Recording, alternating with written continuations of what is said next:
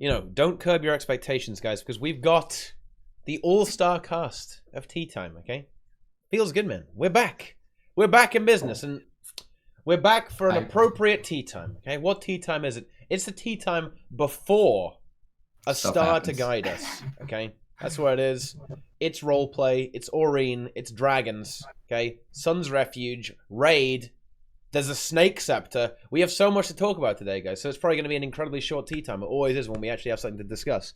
You only get the long ones. Right through it. Yeah, you get the long ones when there's nothing to talk about, okay? So this is, don't blink, otherwise you're going to miss this one, okay? But wow. What a patch we have coming up here. Yeah, it truly is. It truly is. I, for one, am extremely excited because this means I get to actually have a reason to no-life the game for basically a week as we just try and beat the raid. Obviously, Salt will get worlds first. I feel bad for other competitors. We will secure that. Okay, so I actually wanted to ask you this question when I got here. In the rating seed right now, who are the competitors to Salt right now? Who are the possible world firsts right now? Oh, I mean, there is no competition. But no, yeah. But in all seriousness, okay. So we have on EU Snowcrows, of course. Right, of course. World's first. Yeah. QT, I believe, are also going for it. Okay. Are they? Yeah, I think so. I don't know. It's a legitimate question. Lucky Noobs are also tryharding for it. Okay. IVT, also a very solid guild. Don't know if you guys remember those guys. The Inveterate. They do the Masterwork gear clears, right? Yeah. Are they going to do it in Masterwork? No, they're not. No, I think they're going to use Ascendant on this one. Okay. Okay. They're going to use Ascendant this time. Then on NA, we have SK as well, which is Hamato's guild. Okay. Isn't that Dolphy's carrying guild? They used to play with Dolphy, yeah. Yeah, they used to play with Dolphy. I'm not sure if they still do. What about King? Fair. What about MNF? I think MNF and DNT are doing something, but I'm not sure if I think there are some timing issues for some of the guys on NA. Oh, I see. But yeah, US are going as well. I don't know. Obviously, Deroir's guild. You play with Harmonize, right? Oh, yeah. Yeah. We're going for it. I mean, they're going in. I don't know how hard we're gonna go for like world first, but we are going to go for it. They're gonna go for it. Yeah, they're gonna secure it. So what's your strategy for world first this time? Are you gonna go full cheese? Like, are you gonna be playing your heel necro? Yeah, well, I'm not gonna be playing it, but yeah, we will. Why do you think you made this build? Yeah, we're gonna have heel necro. You need to carry everyone. I released it too soon though, Boots. The power is too strong. Everyone else knows now. They're all gonna run it. It's not looking good. The strategy boost is they're gonna play really hard, then they're gonna play really hard in the middle, and then they're gonna finish really hard. Ooh. There's a lot of hardness there. Hard. It sounds really hard. Yeah. Triple hard. Oh. Giggity. Ooh. What? Ooh. All right. Oh, yeah. I like going there already. Yeah, the strategy for progression is, of course, just be as cheesy as possible, right? Just be cheese. Just be the cheese god. Yeah, pretty much. Just run everything that's really tanky. Loads of healing. Loads of recovery. Everyone with 2k toughness. Soldiers gear. Yeah. Easy. Because individual speed clears don't matter. Like, you don't need to speed clear each individual boss. So yeah, just go safe. Safe it up. Exactly. Yeah. It's not about the boss timer, like the kill timer. It's about the overall timer. That's it. That's all that counts. You just gotta get through that shit. Doesn't matter if you kill it 1 second before Enrage, as long as you kill it before everyone else. Or in Enrage. Yeah. Doesn't who matter. Cares? It doesn't matter. It really doesn't matter. Yeah. Okay. But that's the strategy. What are your thoughts on that, Boots? Okay. I think it's a good strategy. I think it would be really funny if WP's pug group just wrecked us there. That would be hilarious. Hopefully though, you cheese it so hard that like you don't actually learn the mechanics, and next time you try it, you die because you didn't learn the mechanics of the fight. I mean, that's usually what happens in some like I remember on what was that, Wing 4? Cairn, yeah. That was exactly what happened. Yeah, that's exactly It was dead before anyone ever really found out what it was about. It was just like, all right. Wasn't Samarog like that as well? Like he wasn't working properly. Well, yeah, that was a bug though, I think, right? He was bugged. Yeah, it was good. It was good. Yeah. All right. It's it was really exciting, and with Ken, we didn't know what half of his abilities did or how the green circles worked because he just died too fast, and if he failed, it didn't matter at all. So, yeah. Yeah, Nice. Quality boss. He's still quote unquote bugged, right? Because when you get 99 stacks, you are supposed to get petrified. Or maybe they changed their mind on this actually. Because if you read the tooltip of the debuff you get for over time, and when you miss a green, okay, it still says at 99 stacks you get petrified, but you just don't on normal mode. You only get petrified on challenge mode. So I guess they changed their mind. They said, nope, that's too hard. That is too hard for normal mode, okay, guys? All right, we've got to take it down a notch, make it a bit easier. Yeah. So forget about old bosses though. What do we know about this? About this raid. Wow. About this raid coming up. What are the things we saw? We know that it is in Zomros's lair, correct? Yes. Well, that's a good question. Like, it's in the Mystic Forge. That's what we know. But now the question is, like, what is the lair of Summeros? Because that's actually a location we already have. Yeah. Yeah. Is there an actual overlap? Like, well, I don't feel really like know. He's a pretty high flying Jin, I mean, right? So he probably has quite a few layers. Like, he's got his old lair, his new lair, the one in the Hamptons. His big treasure pile, but yeah. I think because it just looks like you see in the trailer like gold is dropping down. So I believe we are underneath. Well, I don't know. The question is really like how are they gonna in Gringotts? How are they gonna kind of figure out how are they gonna do the Mystic Forge is what I'm trying to say. Is it going to be a realm of its own? Is it going to be a portal through Lion's Arch, the Mystic Forge, and you drop into technically another realm, or is it underneath Lion's Arch? Like how do they actually? I don't know. But I don't know because when it seems like the Mystic Forge is probably going to be like right above us. It could be one of those like that's how the Mystic Forge is. You're dropped into like a mirror realm or something like that. But when you go into the Mystic Forge now, don't you just turn into one of those anomalies? Well, it's kind of bugged right now, but yeah. Don't you go to his place in Babby? Or is that there's the lair of Summeros. That's a summer house apparently, just like his casual mansion filled with legendaries all over and piles of gold, but not as much gold as we've seen in the trailer. Yeah, the trailer is a completely new. Like it could be just. It very much looked like when I first saw the images, it looked like the hidden city of Arashim, which is like a. That's what I initially thought from. Yeah.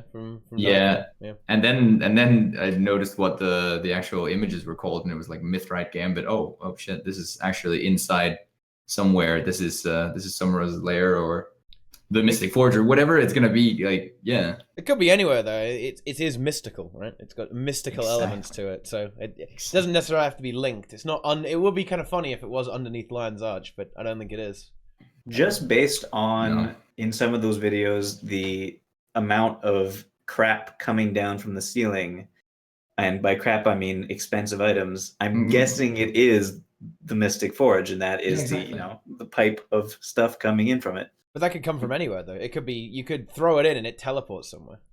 That's I mean, exactly. if the Mystic Forge really just is a portal that we can't enter till now, and it just goes to another dimension, like a pocket dimension of like it's not really unheard of in this universe. Fractals are basically that over and over again. So it would make sense. It could just be that and we throw stuff into the portal, and he throws something back. Yeah, that makes sense considering that you can open the Mystic Forge from anywhere, right? Yeah. So there were Skrit in one of the little videos they did, right?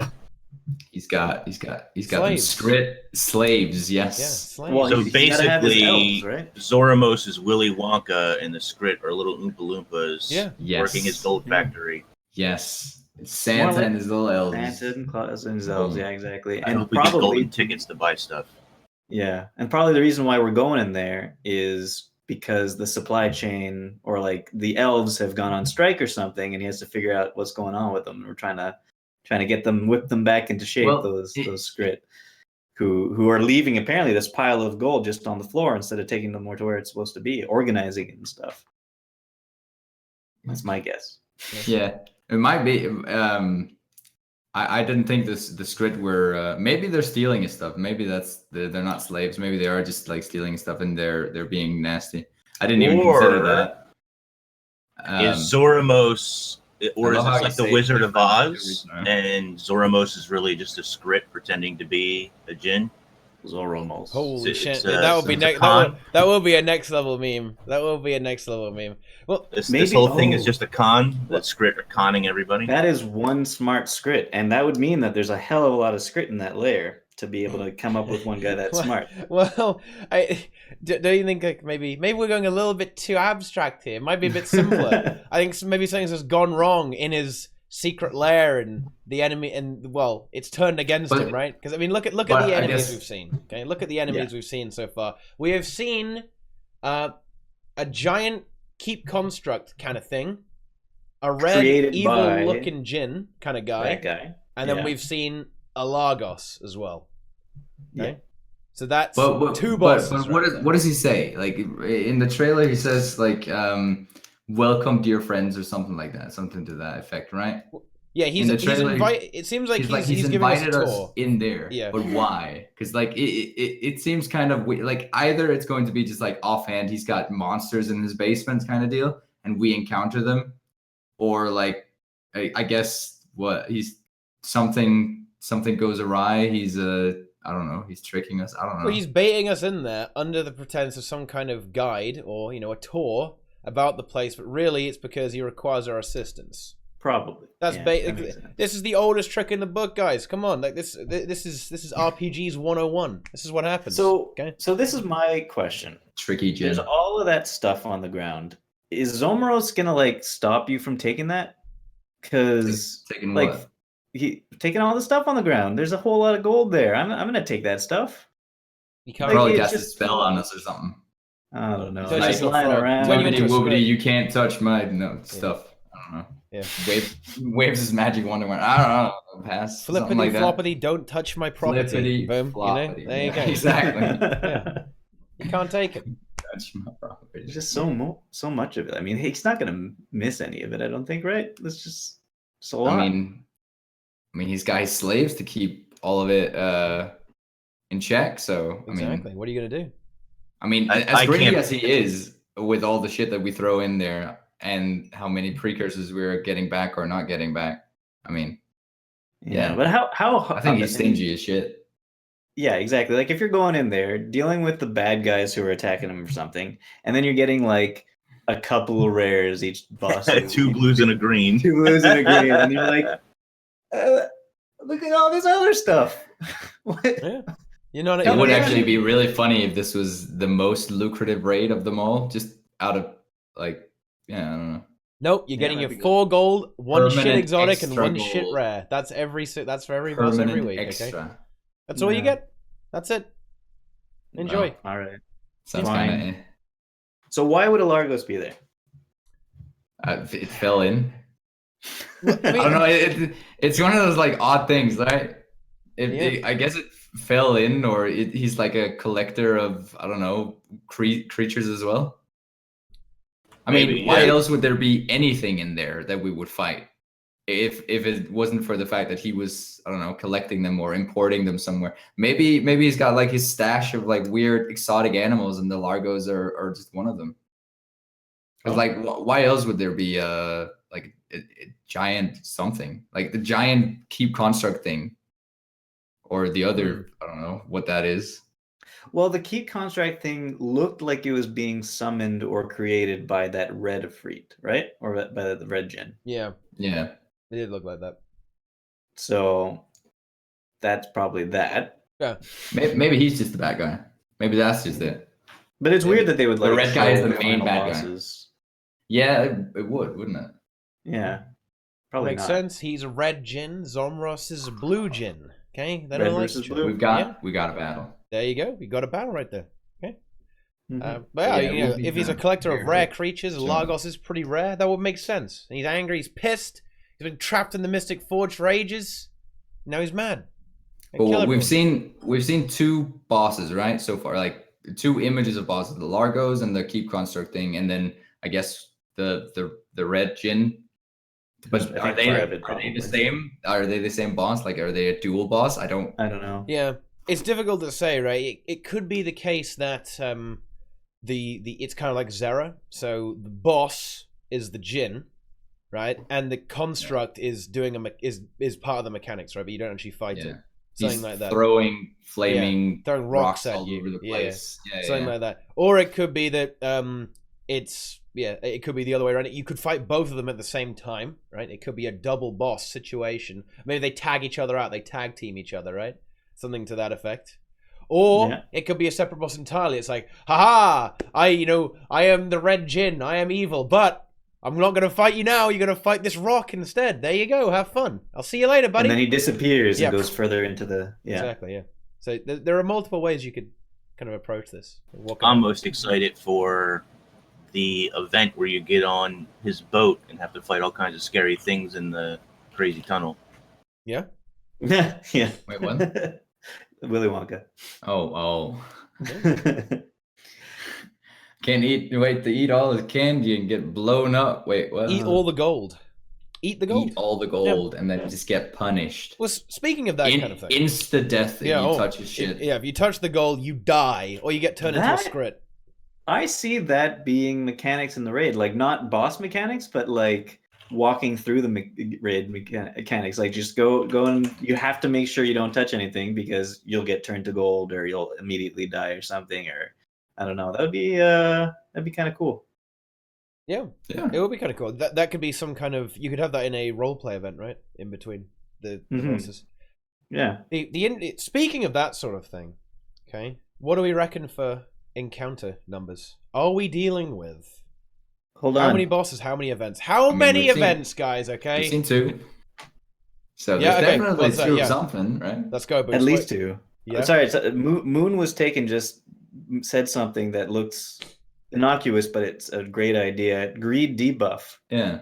So as you go through the raid, the more loot you take from the side or whatever, like you say, hey, I'll take 5 gold from here, or I'll take 10 gold from here, and every time you take more gold, you do 50% less damage. I don't know, 10% less damage for each gold or something like that. So it creates a hard mode in the actual raid. But what if that's just part of a single encounter? Say you pick something up, you pick up a pile of gold or a weapon on the floor, and you throw it at him, and you get a greed debuff for having picked it up. And there's an achievement for doing it with 0 greed debuffs. I could see that happen more than like an accumulative challenge mode happen at the end for loot. I don't know. Yeah, sounds a bit more likely, at least. Maybe it's me. At least. Yeah, I would love that. You have to do the raid with 10% damage, but you get an extra 5 gold at the end. Good. That's right. Yeah. Rewarding. 10% damage. Yeah, 10% damage. You hit your meteor shower crits for like 1k, but at least you get 5 gold. I'm in. Yeah, I think we're all in that. But yeah. So how many encounters? Yeah, how many encounters are we dealing with here? That's the question, right? Is it going to be a triple or is it going to be a quadruple? Okay, with events. I hope there is, of course, the other option. No, it won't be. I think we can rule out 2. Events. We can rule out 2 because I don't think they would show the end boss. No. Right. I think you're right on that one. They wouldn't want to do that in the game. So I think we have at least 2 bosses. So that means I think it's either going to be a triple boss or a triple boss plus an event. Kind of. A lot of people are saying 3 bosses, 1 event. I can get behind that. I think I'm yeah. It's either the 3 bosses, 1 event, but I think there's 3 bosses. I definitely think there's 3 bosses. I think at least like looking at the different raids and like comparing that, I think it's time, I guess we can call it, for the 3 bosses. Last time we got 2 bosses, 2 events, and before that we got 4 bosses. It's like, it's fits right into the pattern, I guess, with 3 bosses. So, do you think we would fight Zomaros? No, it doesn't seem like it anymore. I mean, unless it like turns out he's the one that tricked us. But he's like, "Welcome, my friends," right? Yeah, that could be true. Why would he invite us to like kill us? And then if we defeat him, then what? Do we take all his stuff? You're tricked out in ascended gear that you're not going to toss into the forge, so he might just want that stuff. I mean, I think it's one of those weird things that if you kill him in lore, like if you actually defeat him in lore, then what happens? Like what happens to the Mystic Forge? Does it get turned over to someone else? That makes me wonder also, like, so we went from the underworld to this, right? And how do you think they're going to tie this into world lore? Because we haven't seen, with at least the underworld, they had that lead up stuff, right? They had that would already be here if it was. That's what I'm saying. That's what I'm saying. So, like, why is this going to get tied at all into the world lore right now? Like, is it going to be? But I mean, given the fact that it's already in the Mystic Forge, that already kind of but I mean, like, the world. It's one of those things that has been around since the start of the game. I don't think we're getting any current events for this stuff. Not at all. I think it's going to be related at all to what else is happening in the world currently. No, it's because it's already related to something that we've had since the start of the game, the Mystic Forge. The Mystic Forge has never been explained. We've never really had the story explained except for like through Miyani or whatnot. She's like, oh, this is the place of the great Jin Summerose. It's just a game mechanic, isn't it? So yeah, exactly.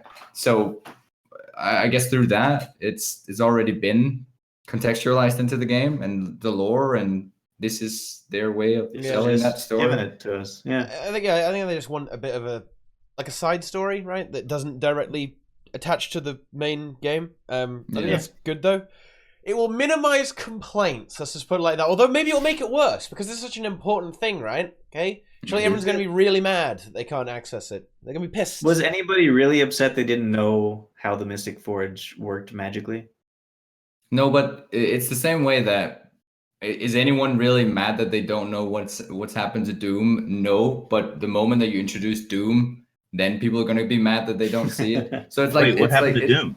Oh, exactly right. Doom.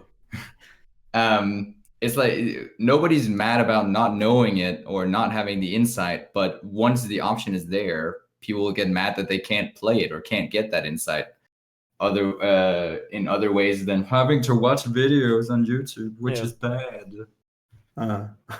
Quote. Or going in an empty instance as well. Going in a clear instance, right, as well. Yeah, so you can. There are things you can do about this. So it will be fairly self-contained. On fighting Zomros, there's actually a way they could do it. It will be one of those, aha, you have to fight me to prove your strength kind of meme, you know? Aha! And then when you get into 10% health, he just says, okay, that's enough, heroes. I think we can leave it there. That's that. Yeah, you're pretty good. Everyone gets free precursors. Yeah. You know, you can take one item from my stash now. Okay, there you go. Out of my millions of exotics that I dropped in there. Maybe what he invites us to is like a just trial of combat, just like trial of, I don't know, wits or outsmarting him and outsmarting his just so like a tournament kind of deal. I don't know. I'm trying to come up with an idea to fight someone. I just don't believe it. I think something is gonna awry, and he's like, "Oh yeah, I'm gonna try to trick these heroes into my friends who I haven't screwed over for 6 years now, into totally helping me out for no value whatsoever, except for, I don't know, a legendary ring, something like that, or whatever special item we'll get this time." Plus the legendary ring. Exactly. There could be some kind of, because obviously last time in the Underworld we had Doom's bench, right? Quite a swag item. If I want script slaves to like hold me. Yeah. In a sitting position. Mount skin. A mount skin for this. Oh my god. Hey, completely consistent with script. Yes. What if they gave us a small percentage drop, some sort of Mystic Forge related convenience item? That's already in the game though. I know, but what if there's another way to get it? I mean, I'll get it. What could it do? Could be. I could be. Yeah. Would it just be a special icon Mystic Forge? Yeah, like a portal Mystic Forge, whatever, the thing you get in Black Lion chest. Only you could get it for a very low percentage drop in the raid. That's not even from the Black Lion chest. Like, you just buy it. You have to craft it. It costs like 50 gold or something. It's like that's right. That's ever. Yeah. That's cheap. Well, anyway, that's not so bad. Permanent Miani. Yes, here we go. Exactly. Just That summon. way, I got it for 16. That's the last. That's the last merchant I need right there, Miani. Then I never have to go anywhere. Yeah, then you can just you don't ever have to go to an outpost ever again. You can just set up shop wherever you are, right? If they finish buffing all of the Blackline permanent contracts, so they give you they don't spawn NPCs, they just open the window, then you never have to go anywhere. You can just you're always home. There you go. Well, that could be pretty cool. Speaking of always home, Sun's Refuge, but we'll get to that. Yeah. Ooh, nice. That was pretty good.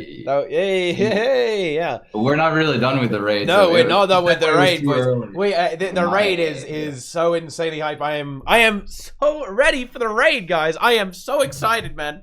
Can't wait to get stuck into it and go hard and beat all of it, and then complain about no content. Oh yeah. I haven't been this excited in 10 months. Wait, that's good. I just hope it is. I hope it's just really hard.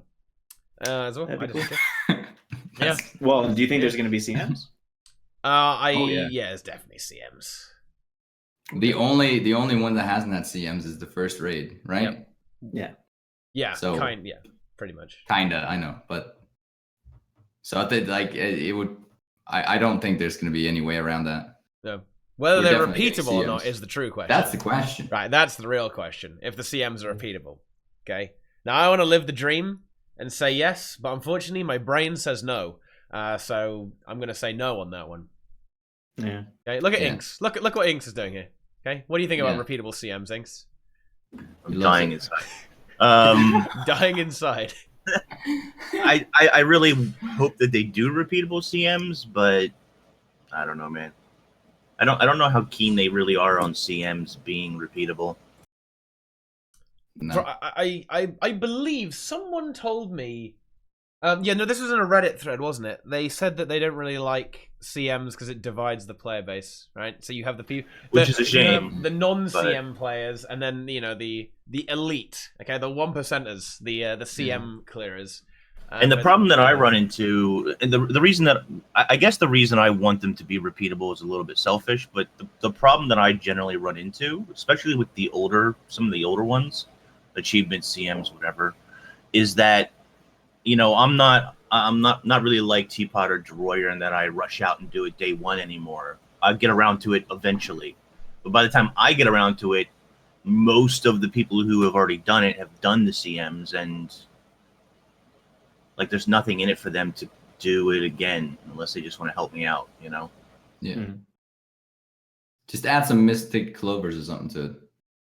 Yeah, some coins or clovers, or that would actually be really good. Yeah.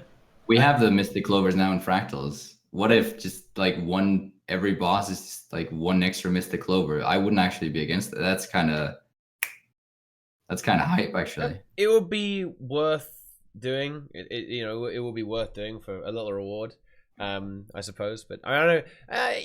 There is an argument to be said that if you want this is something I kind of expose people here, right? If you really want a challenge, why aren't you just doing CMs anyway, right? Like if you're in it for the gameplay, not the reward, then you should just be doing CMs anyway.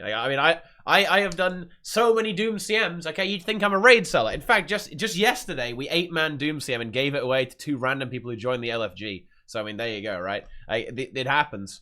I don't know. And the chat is right here. If you want CMs, hop over to EU. We'll sort you out, buddy. Okay, no problemo. Easy peasy. Okay, we'll get you those CMs.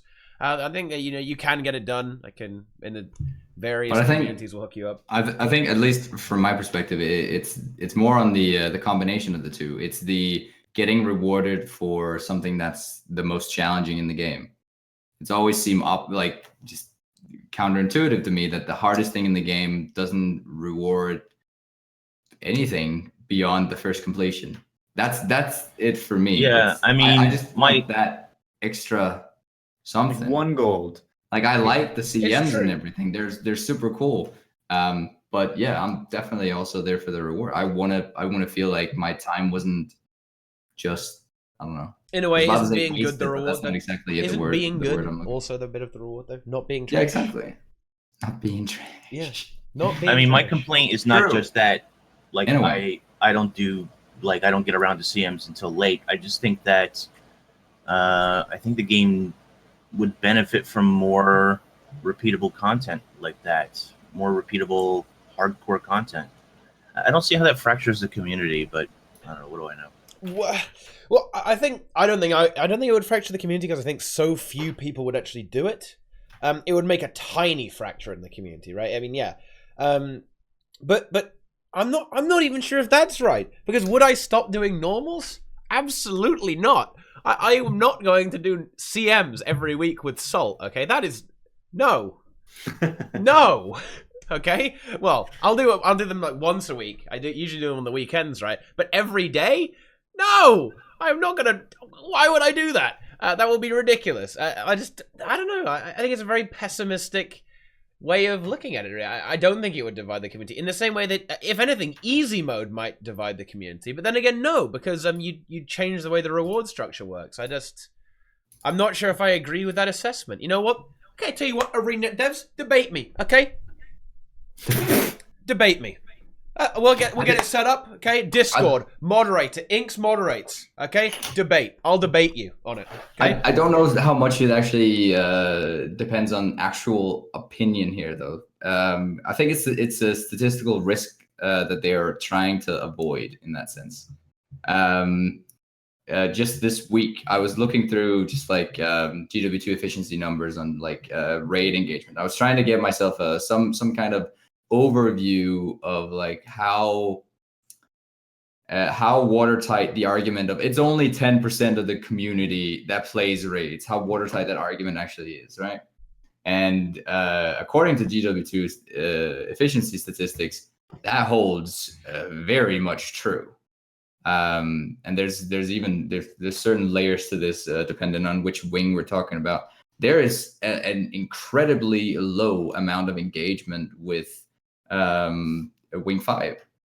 Yeah, there is. Yeah, like statistically, and when you look at that, and I can imagine that. Well, the ArenaNet devs have all the numbers. Obviously, we only have a small subset. When you look at that, and you think of the risk, just the inherent potential for a risk that you are splitting this already quite small community. Yeah. Well, the thing is, the way the place I would attack that argument is that you're splitting a tiny part of the community already. You're really splitting hairs at that point, right? Because if you think, okay, so Wing 5 is pretty hard. And this kind of segues into another thing about raid difficulty and why I think this raid will be probably quite on the easy side. Because Wing 5 was a shock, guys. Wing 5, just to kind of segue, just to so, have a bit of a tangent here. Wing 5 is a roadblock, guys. Okay, I remember literally everyone from like the high-end guild was saying like, "Dude, it's impossible. We can't do it." Exactly. Yeah. Somebody, please find me that picture of OneUp just going.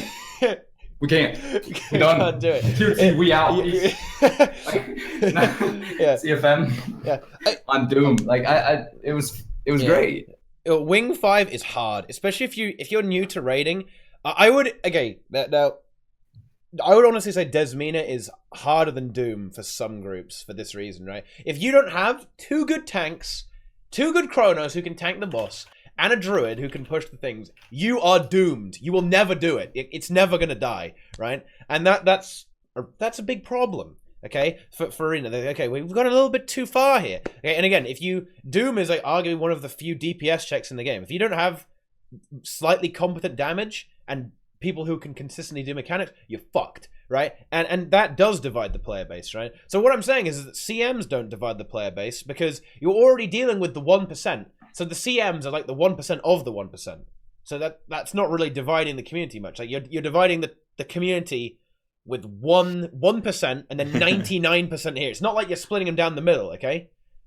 You're shaving off the top, right? I just don't see that. Even if you are shaving off the top, when you're looking at the risk reward for incorporating a system like this, like repeatable CMs, it's scary, I guess, from a developer standpoint. The prospect that you're not just going to chafe off the top, you are potentially actually doing more than that. And I think it's just a risk rewards analysis that's gone, well, we can't really afford to take the risk because our population just isn't enough to to potentially, or at least that's probably the argument here. It potentially isn't enough to withstand a blow beyond just chafing the top. And I sort of disagree with that. I mean, that might be how they think. I would counter argue with, if it didn't take 10 plus months to release raids, maybe that population wouldn't have dwindled so much. I mean, I don't disagree that with you guys. I'm right on there with, I want repeatable CMs. I'm trying to play the devil's advocate here. Yeah, no, and I totally get that. And that might be the way that they think. But I also think that there's merit in saying that you should reward those more who want to do super difficult content. Yeah. I think that should be the case as well. I would love repeatable CMs, but I think the reason they won't do it is actually because it will appeal to such a small part of the player base rather than dividing it. Speaking of, actually, I think it's very hard to get statistics, obviously, because all we have access to is GW2 efficiency, and like that's going by drop rates of like whatever people have gotten from it. So like if you look at the disparity between how many people have gotten LIs, how many they've got, all that, blah blah blah. Right. We have one example of like repeatable CMs in this game that actually does have, well, statistics on GW2 efficiency, because every time you repeat it, there's unstable cosmic essences. 100 CM fractal. Yep. According to GW2 efficiency stats, I'm not joking. I was very surprised. Only 1% of players have engaged with this content. Yes. 1%. I think that's lower than raids are. That is insane. I think less people. Well, we can check this, right? I reckon less people have 100 CM than say a raid, a legendary insight. Yeah. 100 CM. 100 CM is probably the least engaged content in the entire game with regards to. I think. I mean, that might have something to do with the fact that it takes a lot of grind to get there. You have to get all that ascended, all of the AR to do it. Yeah, true. There's a barrier to entry that raids don't have in the same way. You're all right about that, but still. Yeah, CMs are very niche, right? And they're more niche than we think, because chat has been talking about this a little bit here. And yeah, I believe Ben P said in chat that at some point that efficiency is, there are more players than efficiency would have us believe. Like the efficiency estimates are actually wrong. Yeah. So, but what that means is, like, because of the kind of person who uses efficiency is probably more of a veteran player, more invested in the game, we can assert that means that the statistics are probably skewed towards the veterans, right? So it's actually like it's worse than we think, right? Even less people will have, like, less than 1% of people will have a cosmic essence, because less than X% there's will always have an insight, right? Yeah, there's always the subsample that we have, like just around 200,000 people on GW2 efficiency that have signed up. Accounts. Sorry, so that's not even people. That's people signing up with numerous accounts or whatnot. So those are engaged people. Engaged people. Those are people that already have quite a huge investment in the game, I guess, time wise. Yeah. The subset of people in the very, very low end aren't necessarily properly represented in the numbers, that is. So it might just be 0.1% of all players have literally engaged with 100 CM. It's a hard argument to make for like future CMs. Yeah. If you're literally sitting there as a dev and you have to make you're sitting there in front of your boss trying to make an argument why to make the next CM or make it repeatable. You're like, okay, look at these horrendous numbers. Look at this bad boy. Ooh. It's bad. It's hard to sell. It's very hard to sell. Yeah. And I mean, I obviously don't know if that's the thinking behind it, but it probably comes down to, right, like, why make a piece of content that gets played by less than 1% of the player base, right? That's I mean, okay, now do not listen to that ArenaNet, because that could probably be said about raids. Do it. It's great marketing. It's great marketing. There's so much more goodwill to get from making it than there is from just avoiding it and catering to the majority. Yeah, you don't get anything from the majority. What do you get? What do you get? We give you all the love. Yeah. So just to go a little bit off topic, but also on topic. The new raid looks like it's gonna be beautiful, and I think that's great. Yep. Yeah. At first, I actually didn't really. I don't know. I really like the grim shit. I like when it's dark and depressing and like in the underworld. Yeah, I love that shit. I love that gritty feel when I enter a raid and I'm like, yeah, this is gonna be badass. I also like raids that remind me of my mom's basement. You know? Oh, wow. Oh, wow. Okay. Yes. Oh, right. So, but I can appreciate the diversity, especially because we've had a lot of grim things, and here it's like gold everywhere. Yeah, it's a bit more whimsical. Fun. Yeah. I don't know, festival theme. I don't know. Yeah, there's candy corn and stuff. I think there is something to be said for that, for a bit of a lighter aesthetic, maybe a bit more of a slightly comedic raid wing, right? Because we've had our two edgy raid wings, like you cannot vanquish death itself, like Broken King, very edgy, Doom, Souls, Death, okay, Bastion the Penitent.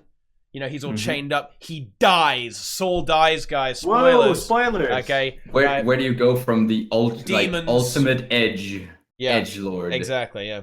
Doom himself. Yeah. Well, you go in the other end of the spectrum. To fancy Jin Man. I don't mind that. I've got to say the environment looks beautiful. Like, look at those screenshots, guys. This is the one thing you can be 100% guaranteed with ArenaNet, okay? When it comes to environments, it's always top tier. It's always A tier, S tier, guys. When it comes to environment crafting. Even if it's shit, it's still going to look really pretty, okay? And well, true. I'm very glad, actually, that it's this kind of environment as well, because I saw some of those assets in there, like the big floating vase, and I mean, just the whole aesthetic. It's bringing back a lot of the assets from like the highlands, the desert highlands, in that special area with that Jinn and the waterfall. Oh, I love that place. Below. Love it. And also like the flying, like you go with you teleport with your jackal up above, and with the flying castle. I feel it's like that whole aesthetic. I don't get enough of that in original Path of Fire, and I'm happy that it's all in here. It's also a bit of a Nightfall callback, right? As Deroir was talking about earlier, there's like the Golden City that you can invade, like of the Jinn in the Nightfall campaign, and it's full of gold and stuff. There's various caves you can explore. They're full of treasure, right? And it's kind of a bit like that. It's kind of keeping that theme going through, and I just. It like takes a lot of the aesthetics from the Elonian and Desert and all that Path of Fire, as Boot said, but also gives it that spin, like really different spin, because we haven't really seen piles of gold like this, an environment entitled like this. It's very magical. It's very fitting of the environment of the Mystic Forge. But I'll reiterate, I definitely want them to have to definitely say something about the piles of gold and us not being able to touch them, because there's one thing I hate in RPGs is when you see giant piles of gold and then like you can't loot them. You just have to look at them, or just like, I think if you loot them, you get 15 pieces of gold or something. I hate that. With how ArenaNet have executed something like characters like Farron and whatnot, I think they're going to do Somros very much justice in like the facetious nature. I think they're definitely going to they have a history of addressing these kind of pseudo stupid things, right? I would be very surprised if we don't actually see that addressed. Yeah, there's probably some interactable treasure piles, and he'll zap you or something, right?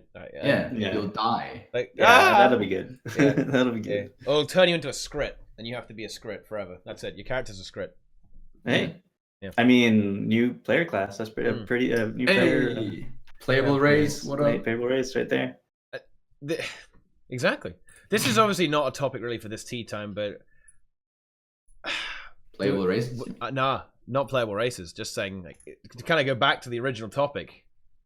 Easy mode. Easy mode. Oh, wait. We need easy mode. Okay. No, we don't. Right? Wait. Yes, we do, Deroir. We need easy mode. Okay. Wait. Okay. Infantile mode. Why if it's true, because if it's true that only 1% of the entire Guild Wars 2 population does raids, no. 10. There needs 10. Fine. It's not 10%. That means 90%. No way it's 10%. It's less than 10. It's actually 20% when we look at the wing 1 through 4, and then it drops to like below 10% for wing 5. Right, but we need another way to get that other 80 to 90% to engage in the content. And infantile mode might be able to do that. Yeah, I mean, all right, yeah. For what I'll it's worth, I entertain think that. this wing will be easier than Doom's wing. Yeah. Yeah. Yeah, but I mean, I don't know. Maybe if there's an infantile mode, or obviously don't call it infantile mode, just call it easy mode.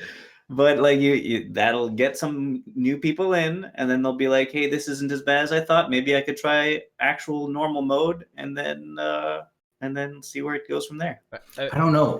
Like, maybe I just have a different point of view, but and obviously I can't tell because I'm not one of the puggers.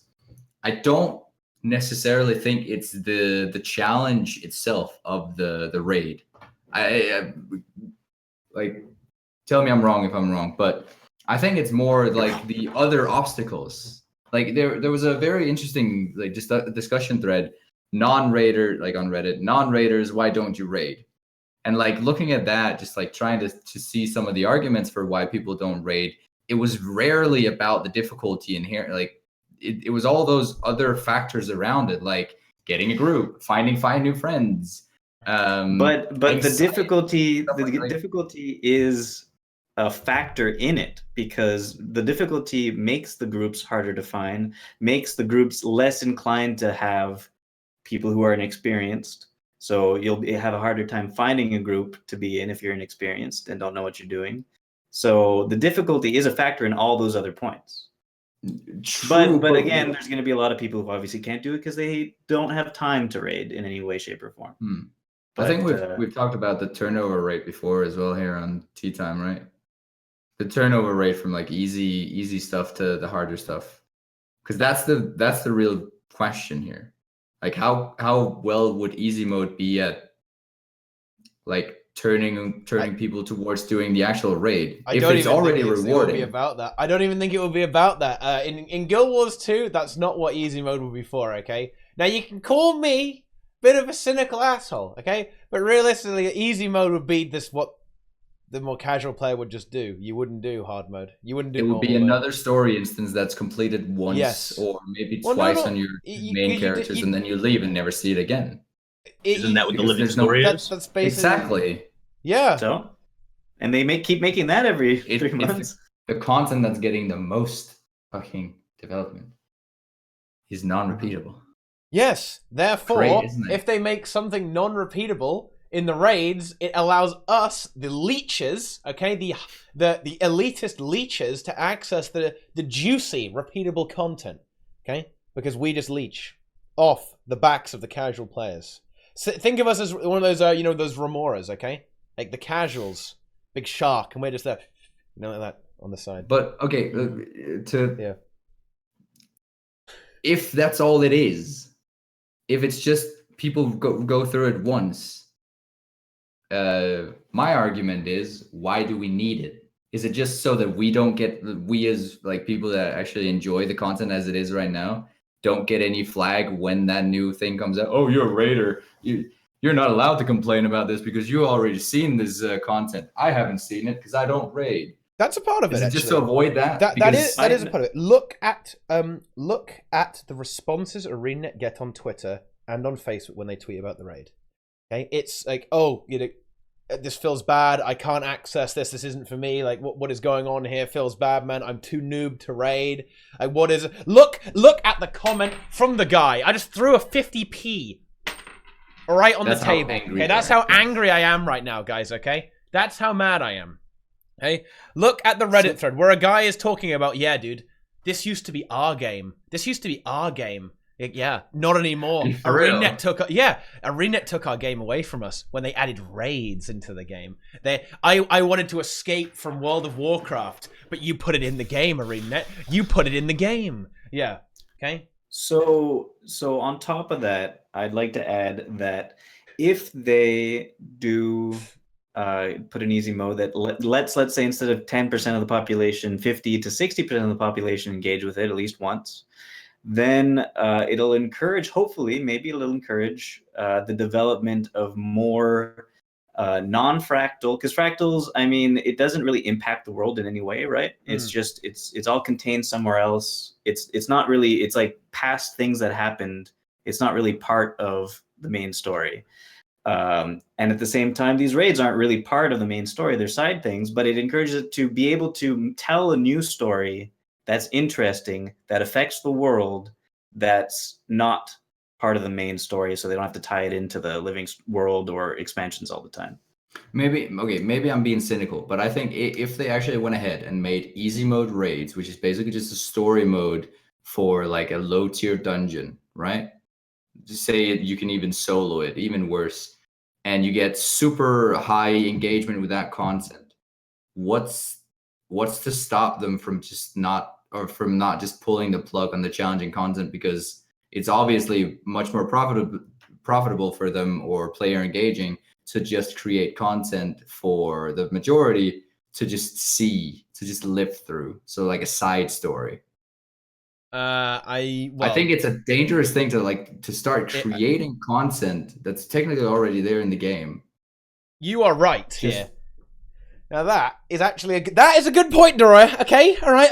I see you put on your 140 IQ hat. Okay, debate master Deroir. Okay, that's reality. And yeah, now that is a bit worrying. And you're kind of correct there. Well, in fact, you are correct. I have nothing against that, really. We have to rely on the fact that ArenaNet want to add something challenging to their game, and I think they do. I think having raids does.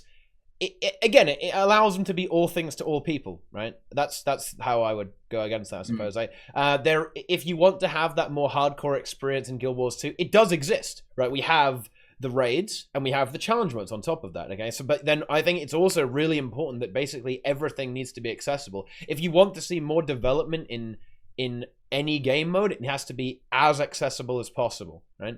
And that's why I think that we need easy mode so everyone can do raids. Like, instead of 20% of people doing raids or 10% or whatever the actual number is, we don't know. If that was 100%, I think we would see more development, right? I think the reason. But if those 100% were playing the easy mode, like if 90% of people were playing the easy mode and only 10% were engaged with the hard mode, would we not just see another scenario of what we're seeing with Fractals, where we're not getting any more CMs? Because we have higher engagement with all the other ones. I think a Fractal CM is probably 100 CM is more different from 100 CM is more different from 100 normal mode than a raid is from a raid CM, I would say. But my point is that I believe that all the other Fractals in relation to the tier 4 dailies get more engagement from just the overall population of the game than the CMs do. I think that one of the reasons why they don't have an argument for making CMs is because the engagement level is higher for all the other Fractals, the easy mode. Yeah, I think there's so poor turnover for like how many players play the hard content for the rewards that is basically not worth it. And I'm afraid that if they actually do the same thing with raids, they introduce an easy mode, they go back on it, so to speak, they're not coming back. They're not coming back to the hard content. We literally have to rely on them to want to make the hard content. And I'm not sure I want to flip that coin. I don't know. Do you think that ArenaNet would really just drop the entire hardcore scene? I don't think it would drop it. No, I think it would just decrease the development to potentially nothing. Well, that's what I mean. If they stop development of raids, as I said, okay, right, that's it. No more raids. I hate to say it, yeah. I mean, I would probably go on and find something else, and I think basically the entire hardcore scene would. They'd say, well, we had fun. Call it quits. That's it. GG. So I just don't think ArenaNet would go that direction. But I still think that fractals are not supposed to be difficult, really, either. Like, they're not exactly supposed to be hard. They're supposed to be farmable kind of lore memes, I think, right? Or am I wrong there? Am I crazy, Inks?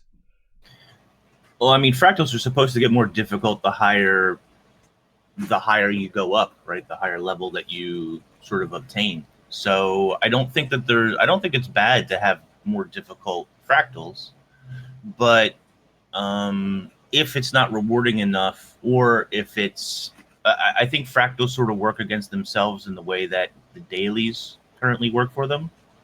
With raids, you just go and you clear the raids each week, right? But you don't do that with fractals. You just do the daily fractals and you move on to do other things, because doing fractals outside the daily rotation just isn't really rewarding or worth your time unless you're trying to get to 100. Yeah. As far as raids go, easy mode, I would call it story mode, which is just a nomenclature thing. And I've seen a lot of people say this before, we've had this discussion a million times, I would look at WoW's LFR model for story mode and allow players just to play that story once. There is a question on how much development time and cost that adds, of course. But I don't know that that's a detrimental thing to raids or the difficulty of the game itself. And don't get me wrong, I understand your fears. And I think that they're founded fears. I think that they're fairly founded fears to have. But I still think it'd be better for the game as a whole to have an LFR story mode for raids. And I used to be greatly opposed to that. But, what I want as far as difficulty in the game is not necessarily what's better for the game as a whole and the player base that Guild Wars 2 has. It's interesting. I agree with you, Wings. It's interesting that, in a way, Fractals, the way it's designed, is like easy mode, story mode, easy mode, normal mode, and hard mode all in one. Already, like, just based on its design. You could, if you just want to do, it engages the entire population because you could just pop in, do levels 1 through 10, levels 1 through 25, get all of the story that you wanted from it. And then if you want to continue and do more difficult content, keep on going harder. And Raids doesn't have that because it doesn't have a story mode, but it seems like it should. And the other complaint that we see a lot in with regards to raids, right? Not only the difficulty in that stuff, as Deroir was saying, it's the difficulty in finding a group. So I wonder if there was a very simple mode, okay? Like, what if there was actually like an auto group finder that would just put you in a group and it would give you 10 people. You click a button, okay? So instead of looking for a group having to deal with kill proof or, are you good? Are you trash? Have you done this That'd before? Be great. You've got a little button and it goes ping, and it pings you into the group. And honestly, I reckon that would fill pretty fast as well. Just actually. like PvP right? queues. Yeah, I reckon that would fill fast as well if you could do that. Because and I'm not joking here, guys. I'm not being a dick. I'm not being facetious, right? I think there is actually a bit of anxiety for a new raider, the casual community getting into raids, like actually having to engage with the player base. I know it sounds weird, but for everyone here, but I think that's actually the case. People are quite nervous to do that. So if you just made it automated, right? You just boom, we're in the easy mode. Boom, no mechanics. You don't need a healer. You don't need a buffer. You don't need any of that. If you just have 10 guys fighting this, it will always die. Pretty much. Like, that's the key. The key in making an easy mode will making that you'd always win. You can't lose, basically. And then there you go. You find 10 people, or just reduce it so you only need one person, right, or something like that. I don't know. Maybe not one person, but yeah, no, that's a great idea. I like that. For easy mode, like the button to fill up a group probably wouldn't work so well for normal or CM mode, but for easy mode, that's a great idea. Yeah. See, look at this. It was nerve-wracking the first time I raided with Teapot. He flamed me hard. There you Sounds go. like Teapot. There you go then. See, we know now. But there we go. There we go. I mean, I don't dispute that. Definitely, there is a positive potential, or there's a potential for positive to come from an easy mode. But I personally just feel like it's Pandora's box, and I don't know if I want to open it. You're not going to hear me endorse it, so to speak. That's basically where I lie on this subject. Yeah, that's fair. This is probably one of the things that this will likely never happen. Okay, I'm not gonna lie. I would love to talk to the developers about this stuff because obviously they've got so much more knowledge about this. They have the stats. They understand the development process in a way that we obviously don't because we aren't developing the game, right? So they could tell us about how annoying it would be to implement that. Like I doubt they would ever say this, but I think this would be one of the discussions I'd love to have with a developer from the raid team. Or just that would be really awesome. But yeah, I think I don't want to get invite Jason on here. Yeah, let's go. I don't want to get baited into this topic too much, okay? Because we talk about it way too much anyway, all the time. You can hear this discussion on every TeaTime, every stream I do, pretty much. Okay, easy. Are we an hour into this and all we've talked about is the raid? Raid. Buckle up, and boys. What It's we're gonna be a most long hyped one. about, all right, boots. Yeah. Boots. Most hype part is the raid by far. Oh yeah. Wow. I am so excited for the raid, man, and I hope that we can prove that raids are very much worthwhile investment for ArenaNet. I don't know how much they value Twitch viewers, but raids are where the Twitch viewers are at, man. Like that's where they're at. And on this launch, I think it's going to be big.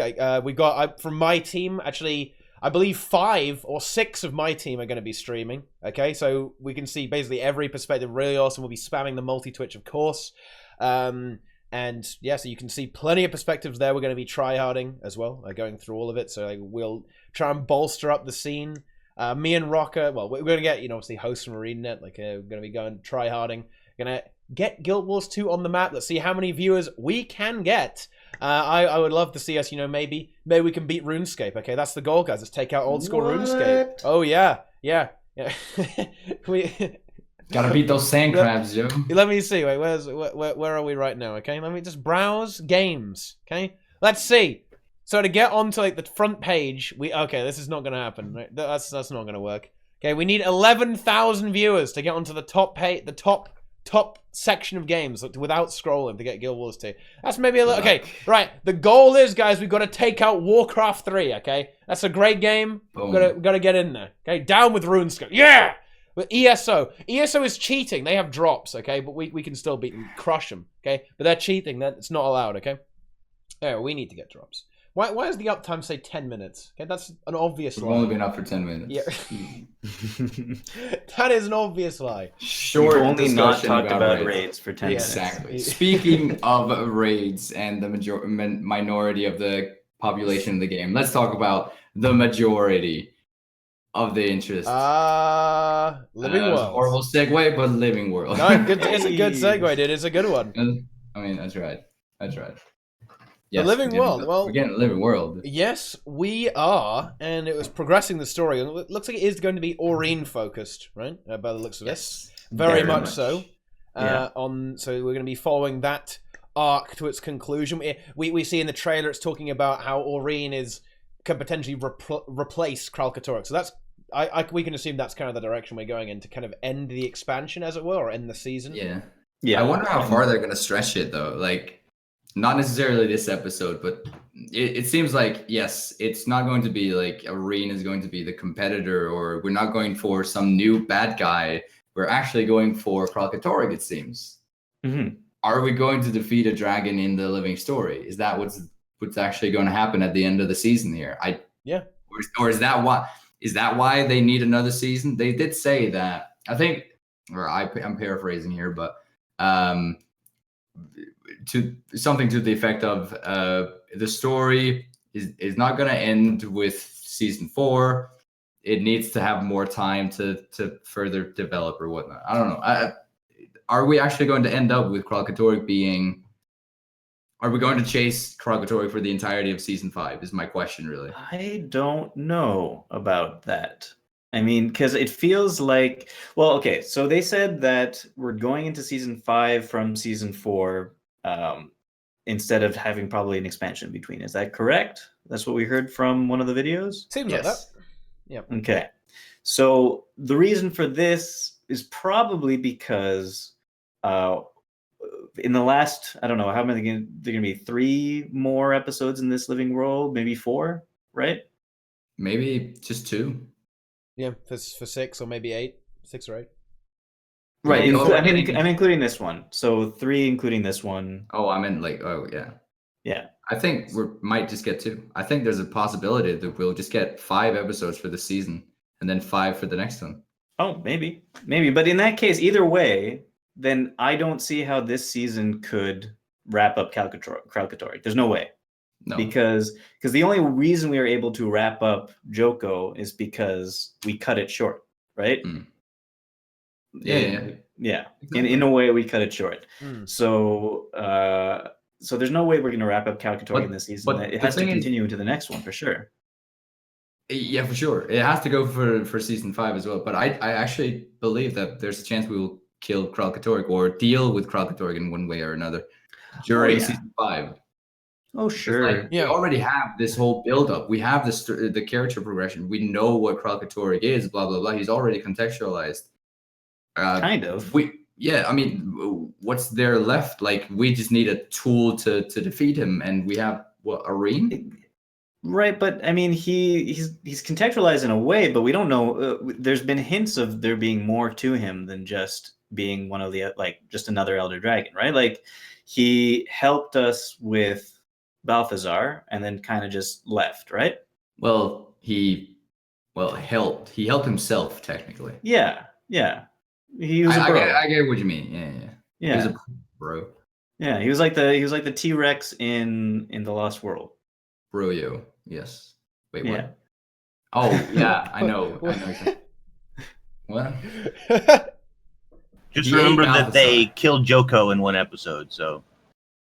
Yeah, I mean, but that was to get onto bigger things. That was the argument, right? Yeah. Right, So and if there's only 2 more episodes, they're not going to be able to get onto bigger things in 2 episodes or 3 episodes. Yeah, exactly. Okay, they're going to be able to like build up to Sure, whatever that is. Sure. Like, okay, we're chasing him. All right, let's put a potential storyline out here. Arene is going to be the big baddie. She has to make the decision here. No, not the big baddie, but like not the. Sorry, that was the wrong. She's gonna be the big badass. Yeah. badass. Okay, yeah. To go and defeat Kralkatorrik somehow, right? She needs juice. She needs some of the apple juice, Joe. We need to like spend the next 2 episodes. I don't know, realizing that Training montage. Arene just like she's too small. She's not gonna succeed. It's all gonna suck. A montage. And she needs that juice. Yeah. Oh, juice. Just drink some Get apple that sauce. juice. And then it ends on the season here. Then it ends on like a cliffhanger where Arene is facing off with Kralkatorrik or whatnot, and then I don't know. Pass. From the You want me to trailer, spoil it for you? You want me to spoil the story right now for you? Do it. Yeah, go do it, Eggs. Timey died. Episode 4, Arene takes over for Kralkatorrik. She gets corrupted, becomes evil, and in season 5, we are held Put her responsible for all her evil actions, and we have to bring her back to the side of light. The end. Oh, and episode. then Sorry, so did you like just say we're basic- episode 4? Yeah, it happens this episode. This 4. episode. Season This 4. episode, season 4. Okay, all right, but still, she's a little small to eat. I mean, she Get eaten. ate Joko pretty okay. She was able to do that, but it's gonna take a little while for her to eat every piece of Kralkatorrik. You know. No. I think Inks meant that Arene was getting eaten. No.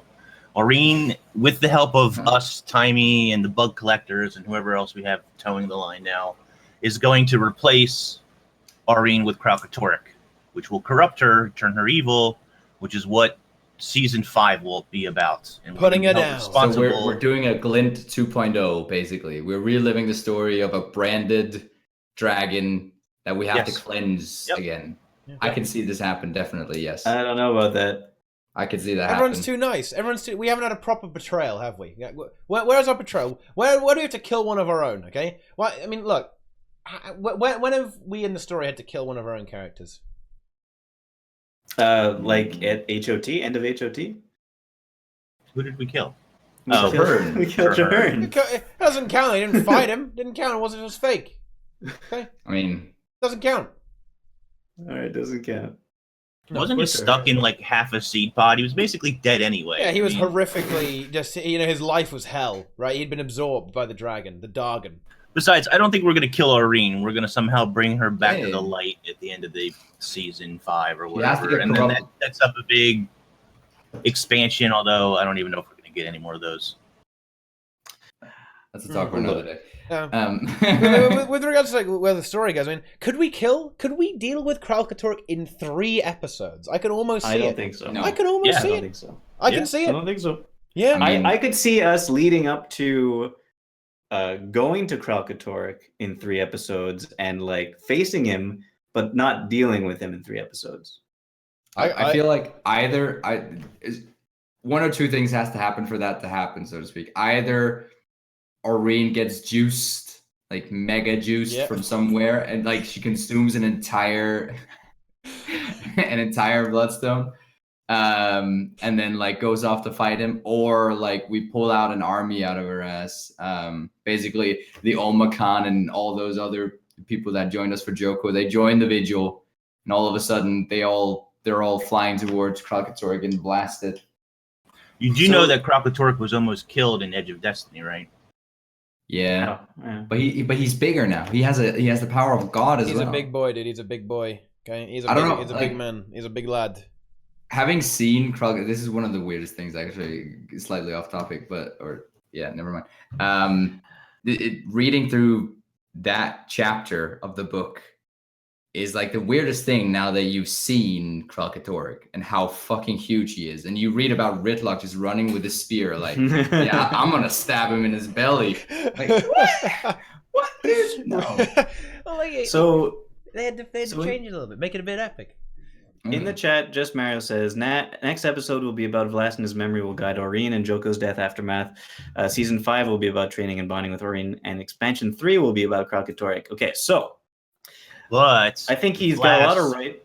But Vlast is not pro everybody else. He's pro freedom and dragon. I think he's right now pro Aurene. Right, but he doesn't necessarily want her to follow along with her champion and to fulfill their own prophecy. He hated that. He was but he was kind of counting on her to have a purpose. He was just hating everything. Right. So watch the trailer again. He is not super supportive of the current narrative. So I don't know if you guys saw this, but on Twitter there was talk about the title of the episode, which was "A Star to Guide Us," right? Yep. Yes. Do any of you know all about that? I was about that. Yeah, I mean, I read it. I don't understand what the special thing is about that. So the correct allusion was to when somebody died in the Olmacan village, and they're like, his memory will be a star to guide us. Yes. Who was he? What was the memory? He was the chief of the Olmacan village, and just the memory of him will be a star to guide us. How he lived, what he did. So what? Exactly. Okay, Eli 5 me here. What did he do? He was the chieftain of the village. Well, no, it's a parallel to Vlast, isn't it, right? It's a parallel to Vlast. Yes, that's what I think I understand it being. Yeah. Yes, a parallel to Vlast, but Vlast has an additional thing going on in that when he died, he like shattered into shards of crystal, which contained his memories, right? Yeah. So he could literally, with his memory, guide Aurene. So I think what I just don't. Maybe I don't get the double parallel here. Like, it just seems like, I don't know. This episode, what does it have to do with memories? the Olmacan? I mean, I understand what the point of the. It doesn't have anything. It's a metaphor. It's just a line. It's just a line from the game. They're just role playing. They're role playing. Okay, so that's okay. It's oh boy. I was looking for like a double meaning. That's the issue here. I was looking for. It's not about the Olmacan. That's what's confusing me. It's like, I think Deroir just received a mind spike. Exactly. I got spiked. No, don't. No, it's just role play factor. It's just a quote from the game that is now being paralleled in the title of the story, in relation to another character that died and is now guiding us into the future, or rather guiding Aurene. Right, and based on the dialogue that was in the trailer, so random. Maybe it's not random. Wow. Based on the it seems like a random tie-in, doesn't it? I mean, that is. If it has nothing to do with the Olmacan, what's up with the? In that, it was a line, like an Easter egg. I mean, I've said a lot of things as well in the game. Wait, what you want to be as the title of the story? Yeah. What does your NPC say? Wait. Yeah. What is your? What would you like to buy? Yeah, would you like to have a look at some account augmentations? Episode 5. Would you like to have a look at some account augmentations? is that what you want? Is that what you want? I mean, that's exactly. You can say the same thing about any sentence uttered in the game beforehand. Like, I just don't see any special in it. I don't. Maybe and. Maybe oh my god! Exactly what we're talking about. Episode 5. Allow me to disagree slightly. No. No. No. No. No. Right. So first, the weary stare, or allow me to disagree slightly. Episode 5, Weary Stare. Right. So Vlast in the trailer Oh my God. is talking along the lines of it sounds like he's speaking to Aurene, which is kind of weird, but I'm guessing he left a memory crystal of himself that talks to Aurene directly. So Vlast Episode 7, Rando Asshat. Path of Assads. Yes. Sorry, Sorry, we Boots. gotta let Come on. Boots go. We gotta let. Sorry, Boots. Yeah. Right. So it sounds like he is trying to help Aurene work through her because it feels like the Pact, us as their champion, etc., have given her a lot of we're kind of like helicopter parents to her. Right? We're like tiger moms. We're being very, we have all of our hopes and dreams apparently resting on Aurene. And I think probably in this episode it's gonna get to her a little bit. And it sounds like in the trailer of Last's comments to Aurene are like, calm down. Just be She's gonna yourself. have a mental breakdown. Just be yourself. Well, I mean, probably eating Joko didn't help, but No. yeah. But yeah, it says Vlast is like, calm down. Just be yourself. You're a dragon. Remember that. You know. You don't have to do what these shitty humans tell you to. Okay, that's basically what's going on there. Sounds like it. Yeah, a little bit. It seems to be that way. Of course, we're gonna be. It's gonna be that push and pull dynamic. Vlast is gonna say you can do your own thing. It's cool, but we have to say, Aurene, you got a responsibility. You're Dargon. You got to save the world. Okay, otherwise Kralkatorik's gonna go. He's gonna go. You're gonna kill us all. And so it's gonna be. She's gonna have to make a decision. Okay. So I don't really know what's going to. I mean, obviously we know what's going to happen. We have to save the world somehow, and it does look like we are going in the Aurene replacing Kralkatorik kind of direction. And well, we'll see how long that takes. Like as we say, like it could take any amount of time. Like maybe, as we said before, that is it extends into the next season, and then we get an expansion after that, or it's Guild Wars 3. Okay. No. Yeah. I don't think it's hard. I don't think it's going to extend into the next expansion. I don't think Kralkatorik's arc is going to extend into the next expansion. I think either we deal with him in next season, or we decide to let him be in next season. And I think that's a large possibility as well. All I know is that the last dealt with this season. All I know is that the last 3 episodes. That's the end. Or all I know is that the last 3 episodes of the next season has to start developing what the X-Pack is going to be. It has to, because I can't take another Balthazar's going to the desert deal. I can't do that. I mean, but does it really have to build up to anything? What if literally the next expansion is just like, hey, you got a letter, and some shit's happening across the pond. Yeah, we can't do that again. Why not? Because it's bad. That's why. Of course we can do it. It's almost. I mean, how else are we going to do it? I mean, unless we could the trouble could go there. Okay, the season ends. We encounter the next dragon. Okay, and the dragon flies over there, and we have to. No, but okay. Isn't this this is even more cheesy than just getting a letter, right? I like how we're talking about season 5 right now. Yeah. Okay, season 5. End of season 5. Kralkatorik, get bopped. He dead. He dead, son.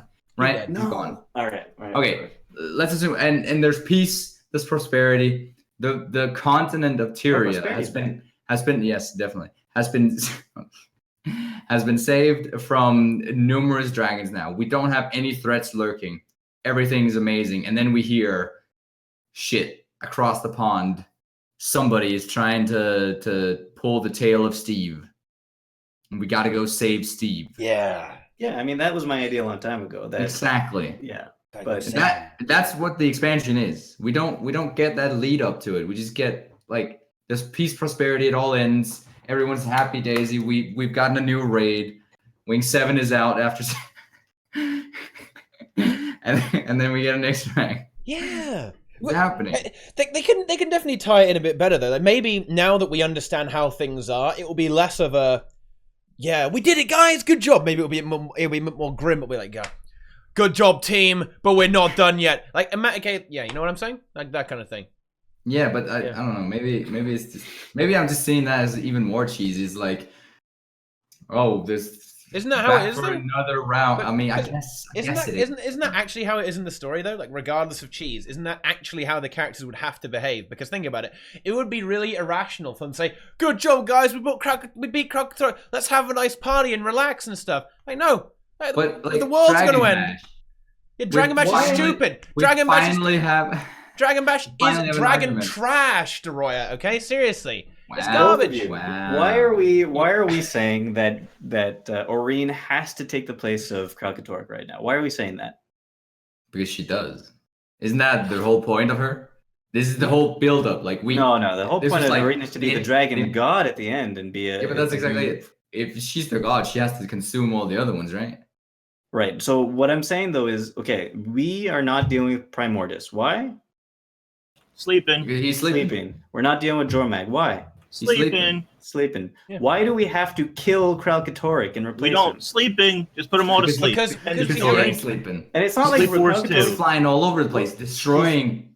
Is he flying all over the place, or is he just going to a certain place? And it's not his fault that he has terrible body odor and is making. Yeah. Oh, geez, it's not his fault. He's corrupting the landscape and killing everybody. Yeah, it's just an after effect of him being him. He gotta let him be him. And just let him stay where he is. I have a feeling we're going to see... more exciting than getting a letter to lead you to the next story is putting a dragon to sleep. Well done. Yes. Well done. Well, thank you. I have a feeling we're going to find out what Kralkatorrik is doing, though, because if there's any anomaly to like the story and the actions of any of the elder dragons when they're stirring, is for them to just like stay in their seat, right? He's not sitting on the throne of nothing. He's got to be moving or doing something, or I don't know, calling the shots, sending out. Apparently, that giant dragon, Death Eater branded thing, right? Maybe he's got to be trying to do something. Like right now, I'm underneath the covers with streaked mascara, saying, "Why can't we just leave Kralkatorrik alone?" Yeah. Well, all right. Because I mean, they are kind of forces of nature, so Boots is kind of right here. But don't they just like accidentally ruin everything? It's not that they're exactly malicious. It's right? not an accident. It's in. Well, it kind of is though. It's in their nature just to do this, right? The hurricane accidentally picked my house up. My bad. But yeah, but that's what it is, right? Would you really blame the hurricane? Does the hurricane have agency? I mean, if you can nuke it, I would blame nature for destroying my house. If the argument exactly right. I saw the horrible argument of why don't we just nuke the Florence, the hurricane, right? Yeah. If you actually could nuke the hurricane, the hurricane that is Kralkatorrik here, why wouldn't you do it? Why wouldn't you do it? Right? Because that blows Tyria up. Then the world you now know that. Yeah. Does it though? In the world, But that's time he told us. Point. Must be true. That's the whole point that we've been building up to through the story here. We needed an out. The story needed an out. The magic had to go somewhere, and that out is Aurene. She is the incarnation of that out. She has to be the vessel. She has to go big boy juice and just eat Kralkatorrik. Yeah, that is actually true. Because the reason is because we haven't done it this way before, right? Like, so we destroyed Zaitan's body, okay, with cannons. Okay, we inceptioned Mordramoth. Okay, Jormag and Primordus, we gave them the big snooze. Okay, the big sleep. All right, so that's three different methods. Three different methods to deal with the Dargos. Okay, right, and then Kralkatorrik, we're gonna have them absorbed. Okay, absorbed into our dragon. This is this is a great way. And then for the final dragon, we use our dragon to kill the last dragon. And that's the next expansion. That's the next expansion, and it's how to train your guild wars. There you go. All I'm saying is that the last time a crystal dragon died, he exploded, and it was a pretty big explosion, and he was just flask-sized. I don't want to be around when Kralkatorrik explodes. Yeah, but it's not going to explode. But then we just like with Balthazar, he exploded, and we had two vessels to suck him up. Still, there's crystal shards going everywhere. He's just gonna suck it up. Casimir can summon a giant fucking feedback or something. I don't know, dude. Giant. Yeah, yes. fair enough. There you go. Time you'll have a Call bubble. on Jenna. She's gonna protect Yeah, everyone. she'll sort us out, right? Giant feedback around that. Yeah, Nuke. because think about it. It can be Logan's redemption arc, right? It's the same thing happening again, except this No, time Logan's out. Logan's at a desk. No. He's doing nothing. No. He redeems himself. Okay, like the epic failure of his entire life. Okay, he can come and unfail and save us all. He can do Guardian Shield 5. Hey, that's true. His Guardian Shield 5, like every time he uses it, it's indestructible. Nothing ever gets through it. Exactly. Exactly. He's got It's like the Shield 5. like the launch trailer. It like reflects fists and everything. Don't you remember that? Never mind. Nope.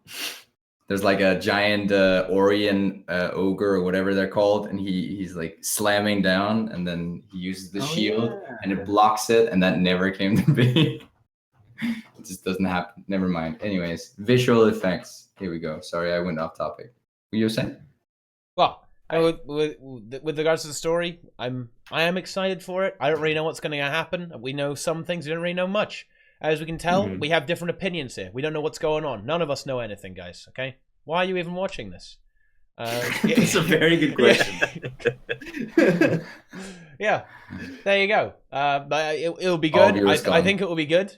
Okay, it better be good. Okay, there have been some tweets that are saying it's good, but I don't know. We'll have to see. We'll have to see if But anyway, you know what's coming with this story as well? This patch is kind of interesting. Okay. What? Tell me. Sun's Refuge. Oh, what Sun's Refuge, Mighty Teapot? Garrisons. That's what I think it is. Okay. It is Farmville Guild Wars 2 edition. So, okay. Eli 5 for anyone to here in chat who doesn't know what garrisons are. What are garrisons, Teapot? Garrisons, they're a bit like a home instance almost. A little bit like it, not exactly though.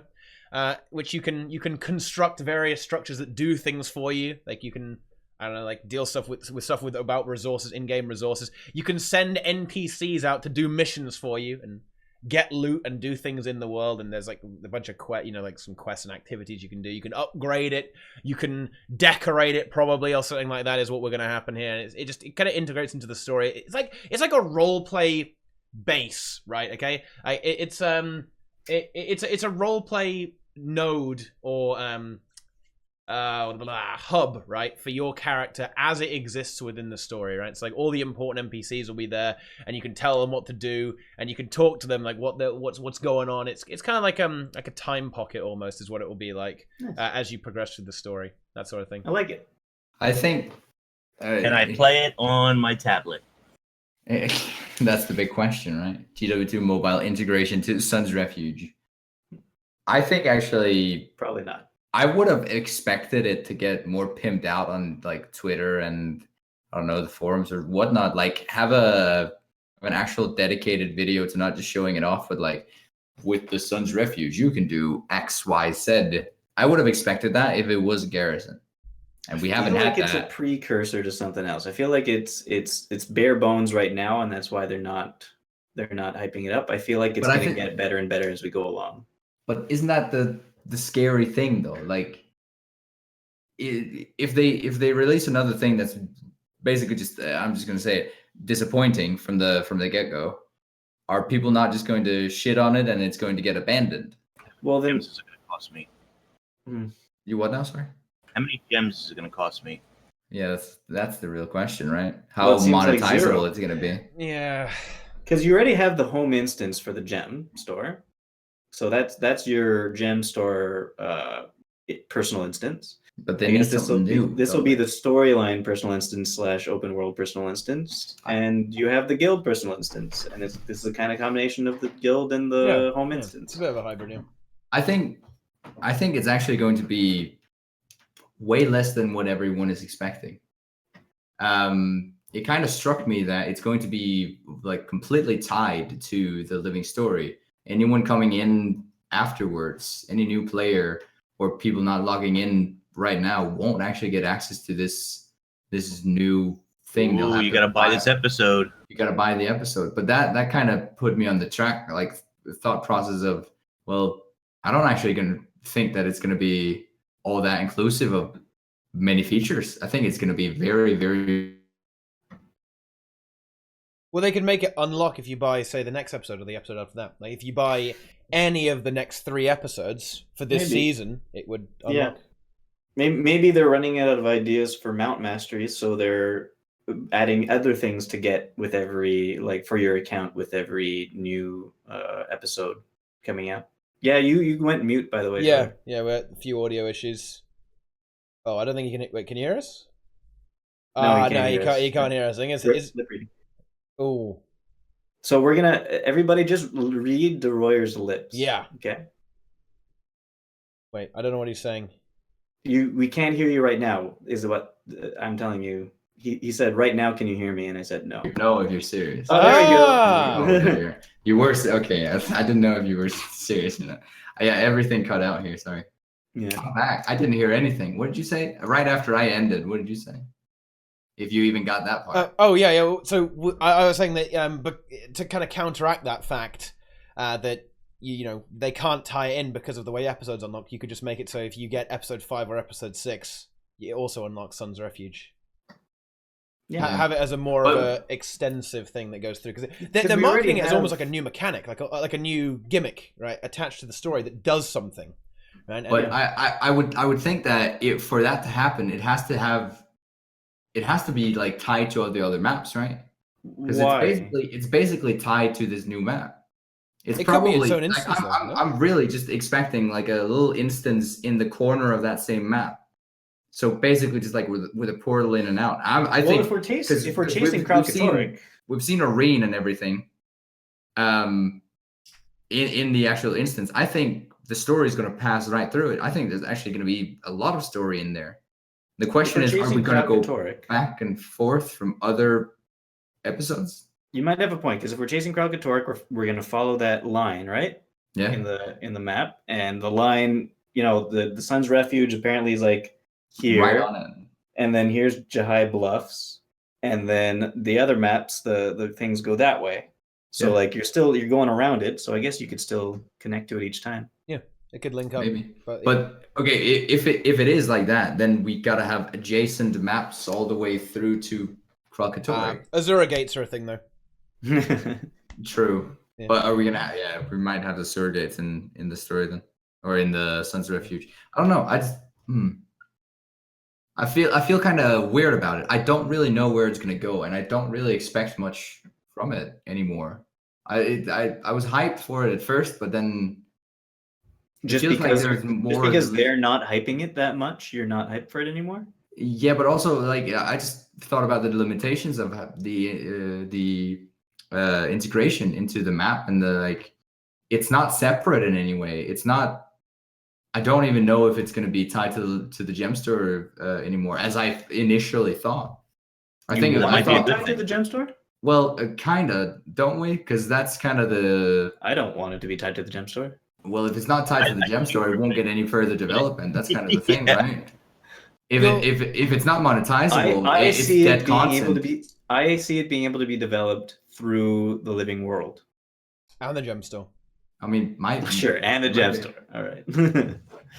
And the gem store. No, you'll be able to decorate it, probably put some funny things in there. Maybe you can upgrade it with the gem store stuff, and you can, make stuff better. Suppose you do have some kind of mission system like a garrison, right, where you can have some stuff kind of automated going around, like they will give you some kind of rewards or something that. Weekly collection. Can I send Timey out on missions be in the next story? You send out various heroes or various NPCs to go and do things. Like maybe you can buy stuff that will accelerate that process or something like that. Or you can upgrade some of the buildings. You can speed up the upgrades with the gem store. You can, just like buy an extra building with the gem store, stuff like that. Oh yeah, Crispy Jello says Guild Wars 2's version of Hollow Monument. So is this like Hollow Monuments 2.0 probably? This is also a very interesting thing, right? I don't think that at all. Exactly, because it's tied to story, the map that wouldn't make and sense. The story. It's not tied to anything other than the living story. If you don't have the living story, you don't get this key feature. What was essentially a key feature of Endgame Guild Wars 1, right? It's definitely not going to be a Hollow Monuments. I barely even think it's going to be integrated into Corteria anymore.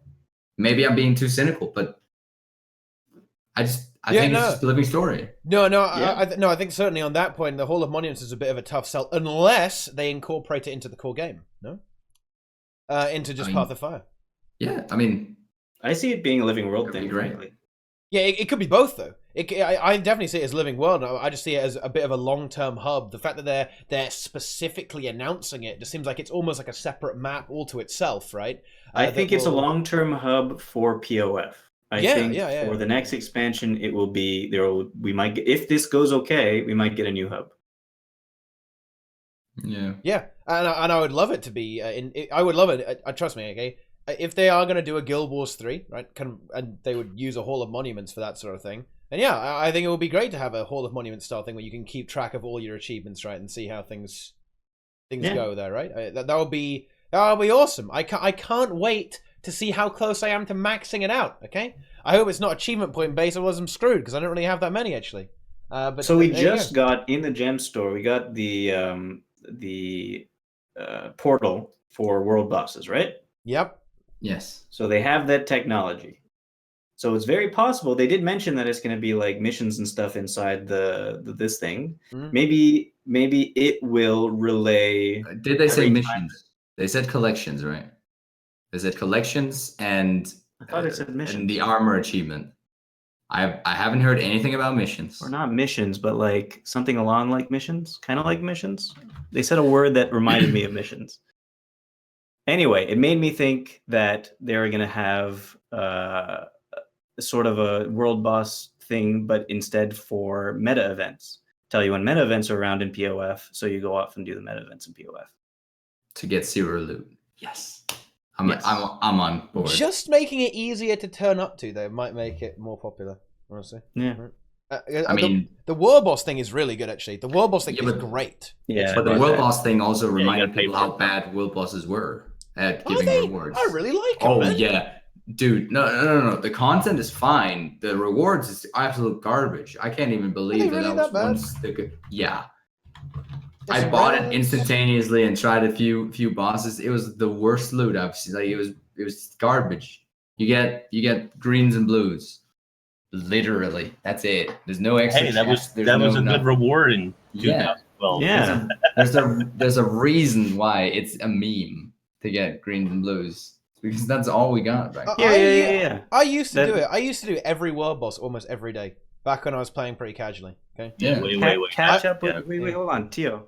Yeah, hit me. I'm just gonna read Sun's Refuge thing. It says, upgrade this ancient cavern into a perfect shelter for your allies. Catch up with them, and they may have information that will lead you to new content and rewards. Yeah. Information to lead you to the content. Wait, does it say they may lead you? They may have information that will lead you to new content. That's a collection. That's a collection, right? That's a you interact with an NPC, you get a collection. I don't know about that. I mean, this is PR talk for collections. Could be collections. That's not so bad. I mean, I'm not saying that it's bad. I'm definitely gonna enjoy it, the Sun's Refuge. I'm just saying that I think we're hyping it up to be more than it really is. Yeah, it kind of sounds like a quest hub. Yeah, that's what I thought. Frickin' Reach says. I still think it's going to be something new, some kind of new memes, honestly. Some kind of new way to play content and some new types of content as well. Like it'll give me something to do, I guess. Bit of upgradability on the side, like another layer almost, like to the game, I would say. I do genuinely believe it's going to be another layer. The way it looks, the way it's described, and I think it will be all of what's being described here, a quest hub, some collections on it, some lore as well on top of that, right? But I also think there'll be some different dynamics to it, like sending out NPCs. You have to upgrade stuff. You can have stuff automated, like for some kind of war effort memes. But I don't know. Maybe I'm just too optimistic. Maybe I think too much. Okay. But then I'm just excited to have Ritlock be there rather than on some random hill in one of the new Living World maps as a hard vendor. When I'm like, so that means he's going to be there forever. That's so that's Ritlock's job now. Yeah, he just stands there forever. Enjoy. Yeah, I hope he's going to actually be in the new instance instead. Yeah, I think all our allies will be there, right? All of our. I hope Timey's there. Timey, yeah. You like Timey Inks? I love her. She's the best character they've ever made. It's a true representation of myself. So. Wait, what? A little girl? You look a little bit like Timey. It's true. Little girl. Inks identifies as the little girl. Okay. Who goes around in a golem. I don't know how to. I don't know how to respond to that, guys. I have to say it. I don't know what to say to them. There's nothing I can do. Yeah, I think that's Sun's is Refuge. Inks muted now too? No. No, you're not. Okay, sorry. I still can't see you in Discord. I can only see you on the stream, and it's very delayed. So I was like, it's muted, but no, you're not muted. So what's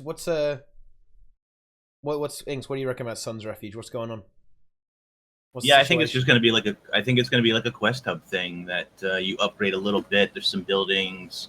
I think for future living world content, it's going to be just an easy place for ArenaNet to put the NPCs. I don't know. We'll see if it's more than that. I hope it's more than that, but yeah.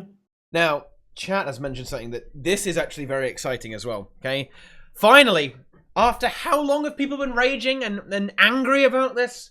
They don't add any armor skins to the game, and of course, this is something that Inks has suggested multiple times. Okay, they are adding an upgradable armor set tied to the living story. It's actually happening. It is happening. So it's going to be like season armor, more or less, right? Like a living world season armor, and it will be upgradable. And you know what? I'm going to go ahead and be bold here, right? And this might make people mad. Okay, I think it's going to be legendary. What? You think so? No, no way. No way. Oh, yeah. They are going to make it legendary at highest tier. What about quasi-legendary? What about Ascended? What about Ascended, but that you could pay a modicum amount of some sort of resource to like change its stats? You can already do that, though. Bloodstone thing. Yeah, but can you do that with armor? Yeah, you can. You can change stats on you can always change stats on Mystic Forge. Yeah, but that's difficult. But I mean, like something easier, like just like a little bit of bloodstone, a little bit of I kind of thought that it was going to be like Silver Wastes kind of thing. Yeah, that's what I thought it. I don't think they're going anywhere near legendary armor. I that sounds almost, blasphemy. It's going to be legendary, and you're going to enjoy it as well, okay? They are going to make this legendary. By the end of the season, right, they are going to hit you with if you do all the... don't get me wrong, okay? This will not be easy. This will be annoying, right? You have to do 50 collections, every achievement in the story, right? But you'll get a legendary armor set at the end of it. So I'll already have it. I don't know about that. Oh, yeah. For someone like you, Deroir, it'll be easy, but for someone like me, I'm going to yeah. Yeah. Wow, that's actually an interesting idea. Yeah. If they don't introduce a new trinket of some kind with a living story like they did with Aurora, right? The alternative is actually a potential legendary armor. I hadn't even considered it. I genuinely had not even thought of the idea of adding legendary armor to the living story because it literally sounds blaspheming to me. I think max quasi-legendary. I honestly don't think they're gonna do true legendary armor in it. It's true legendary. I think it's just gonna be Ascended. No. I'm betting on Ascended. Okay. Why don't you think they're gonna do it, Boots? Why won't they do it? I mean, just because I don't know. I have no good reason why they wouldn't. I just don't think they would. What is one of the biggest complaints about legendary armor in all game modes? Is that it's high-end. Hard locked behind things that require effort. World versus world, like 2K fucking AIDS rank. That is quite annoying, to be fair. Okay, PVE. Okay, and same guy. You know the guy I was complaining about earlier, who was saying that it's our game. It's the casuals game. He says that it was a punch in the face when ArenaNet hard locked legendary armor behind raids. Okay, hard gated it behind raids. Okay, a lot of people don't like that. They don't like that you can't get these skins without actually putting some effort in. They are now going to do it in Living World 100%. Okay, sure. I don't endorse this, but it wouldn't actually be all that surprising in the end. I mean, it actually sounds like a thing ArenaNet would do. This episode, it's an exotic set. Next episode, Ascended. Final episode of this season, legendary. Quasi legendary. It's purples. It's them purples, Boots. It's them purples, okay? They're like magenta. Like somewhere between purple and the pink that we have. I will allow what you said. I think that I do like the Bloodstone system. Although here's the thing though, I am worried that the Bloodstone system it kind of just devalues legendaries. Right? You're giving away legendary armor otherwise. Well, yeah. I mean, I'm just saying that your quasi legendary is basically legendary. Bloodstone trinkets and mist trinkets, like the mist band, mist accessories, for all intents and purposes, they are legendary trinkets. For all intents and purposes, they are. Because they have the same functionality, except you have to pay 100 unbound magic to reset them. Is this repeatable? Repeatable? No, you do it one time. It's a single run achievement. So you only get either it'll be a collection. It'll be a collection. So you can only make get your choice wisely. You can't make all three of them then. You probably you struck a good point here, Boots. I don't think I'm with Boots here. I don't think it's gonna happen. Well, so you think you'll be able to unlock all three sets of legendary armor for the open world casual? 3 sets of ascended. I think you either there's an option for unlocking all three or not legendary. What about one per season? Oh god. Oh. Yeah, maybe. Oh. First we get people on the hook. That'll keep people on the hook for 3 seasons. Oh shit. I don't know. Yeah. And by the time 3 seasons is over, Guild Wars 3. Well, 3 seasons. Maybe there is a way to do all the achievements, and so maybe it is 3 different collections for 3 different armor sets. That would be pretty intense, though, actually. And you get a legendary armor set for finishing it. Each collection, 3 legendary armor sets. I think you're little. Have you? What time is it over there? It's 9. Okay, so you're not tired. I'm always tired. Okay. He didn't get up till 8, so he's fine. And Ajax, I'm not against stat swapping for open world stuff. I like the Bloodstone rings, and what is the other one that you can do in PvP and Mist? Yeah. What are the jewelry that you can stat swap? I like that system actually. I think it's decent. I do. I am going with Ajax here. I don't really mind people getting legendary armor. I don't really see it as a big deal. I don't even use it. It's just armor. I'm so lazy. Okay, that instead of using I don't think I have even once used the legendary armor stat swap. It's actually I don't even know what character my legendary armor is on. Okay, I'm embarrassed to say. Because the thing is, like, if I want to gear something, I just make another ascended set. It's too seriously. I don't find legendary armor convenient. It annoys me. In fact, I don't like doing it. I don't use legendary stat swapping. It's annoying. It's inconvenient. I just make more ascended sets. I don't really value legendary armor very highly. I only make it for the skin. I'll make the only reason I would make legendary armor is for the skin. Nothing else. If you are correct, if you're right about this, I will be very happy because I still want legendary armor. It'll be very useful for me. Yeah, I will stat swap every 5 seconds. It's never-ending stat swaps. I would really like if they actually added more stats as well. Speaking of stat swapping, okay, because Plague Doctor was a big letdown, guys. Okay, I was so excited for Plague Doctor, but it's trash. Yeah. Feels bad. I mean, we're probably getting something new, right? Something. Have any of those stats ever been good outside of expansions? The ones they added. What have they added? Which ones have they added? Seraphs.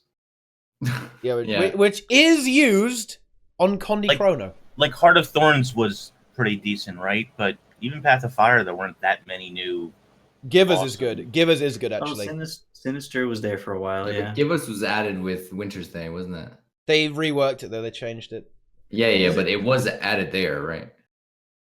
Am I getting this wrong? Never mind. Celestial. Oops. Yeah, Grieving was used for a while, right? I don't know. Grieving is still pretty good. Path of Fire. Yeah, it was with Grieving and Harriers was Harrier. Yeah, it's all Path of Fire. So again, they're all in expansion. Like Living Story stats, which is a shame, really, because that would motivate me to then play that content more to get those stats. But Sinister. Although if you have legendary armor, I guess it doesn't matter. Rima, right there. Sinister. Sinister was from Silver Waste. Oh, okay, fair enough. Wanderers, Trailblazers. But the Wanderers and Trailblazers came with the expansion. Yeah, exactly. Did they? Yeah. Yep. And Magi's okay. was 2012 core game. Okay, so Sinister's was in Silver just Waste. filling What was niche. in Dry Top? Nothing. That was before that. Before they started doing that, yeah. Hmm. Oh no, we've been told no. Oh yeah, Nomads, the fucking mega tank. Well, right. you know that did see Nomad does actually see play. Sometimes it's used in very niche Wow. builds. So Nomad does see play. Celestial. I didn't realize that was from yeah, Moving Celestial. Street. Yeah, there you go. Celestial does still see play now, and it used to see a lot more play, of course. Yeah, so there you go. So I guess it's just been a while since we've seen a good stat set come from non-expansion. I really wish that, I mean, obviously this would be difficult to balance, right? But I would love if they added new runes and sigils more often. I think the customization aspect. This is a bit of a moan, really, but the customization that was kind of promised in the original manifesto of Guild Wars 2, I never really got delivered on, did it? Really, boys? Okay, let's be honest there. I don't know. For a while we had something interesting. And then it all got, when the specializations came out, the specialization lines came out, it kind of got distilled down, so we lost a lot of the customization, but it was like fake customization in a lot of ways. But as we get more and more expansions, we'll get a lot more customization. Yeah, that is true. I mean, of course, it is kind of a time thing, but I find it sad that there aren't more 4-2 sets or like 3-3 sets on runes, or like 2-2-2. That's kind of what you typically. In fact, they just deleted it in PvP, right? That kind of makes me a bit sad, you know. That they do stuff like that. They didn't even. Yeah, me too. I don't know. Like you and me can bond over this, Boots. Okay, we love wacky builds. Okay, and unfortunately, the wackiness isn't there. You know, I kind of feel right. I loved being able to like dip in 5 points into a certain trait line just to get a certain minor trait. It's a kill minor traits. But those days are gone past. I'm afraid that's just just not how it is. Deroir is back. He's back in the mix. Okay. Hi. Hello. Hi. Yeah. Anyway, that was a bit of a tangent there. Wait, what were we even talking about before? Like, how do we get onto new stat types? Speaking of legendaries, because legendary armor. Yeah. Anyway, that's a segue. Yeah, legendary armor. Oh yeah. Go ahead, Boots. Yeah, you're talking about the snake. Speaking of legendary, we got Snake Buddy. Dude, I love it. I love it. I love it. You can summon a snake. Mm-hmm. Yeah, I'm crafting it. I'm getting it. Instantly. I will craft it as soon as I see what the animations look like. I just want to see what the new animations look like, right? I wonder if the pet attacks or anything. I wonder how what I wanted to do is to like all the bolts or whatnot coming from the scepter should come from the snake, or the snake should be the bolt basically. So the snake should be the one who flies out. Swing that shit, and then the snake just goes flying and then pops up. Think how cool that would be. Constantly be throwing snakes. Yeah. That would be great. I love Think that. how good that would be, man. Like a Necro Scepter auto attack, right? And the snake bites him. I think what it could be is on the crit. Yeah, exactly what Ajax just said here. On crit, the snake lunges and takes a bite out of them. Right?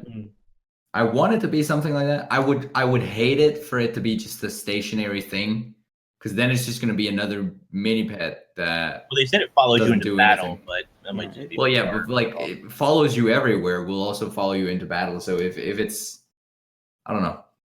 It's a fire snake, right? I want it to be. Wait, what? It's not a Quetzalcoatl. It's a something Quaddle. Serpent. It's a Quaddle.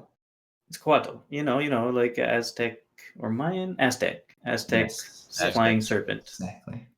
But that's more like a water snake, isn't it? Snake. I don't know. Yeah, but Quetzalcoatl is like the lightning one. I think this one's the fire one. I want to say. Wait, is it? Wait, which one is it? Who knows about something? I think it was a. I don't know. Blue water thing. I don't know. Quetzalcoatl. Let's see. Chat will tell us. Fire serpent. It's apparently fire serpent. There you go. Right. So maybe on crits he breathes fire.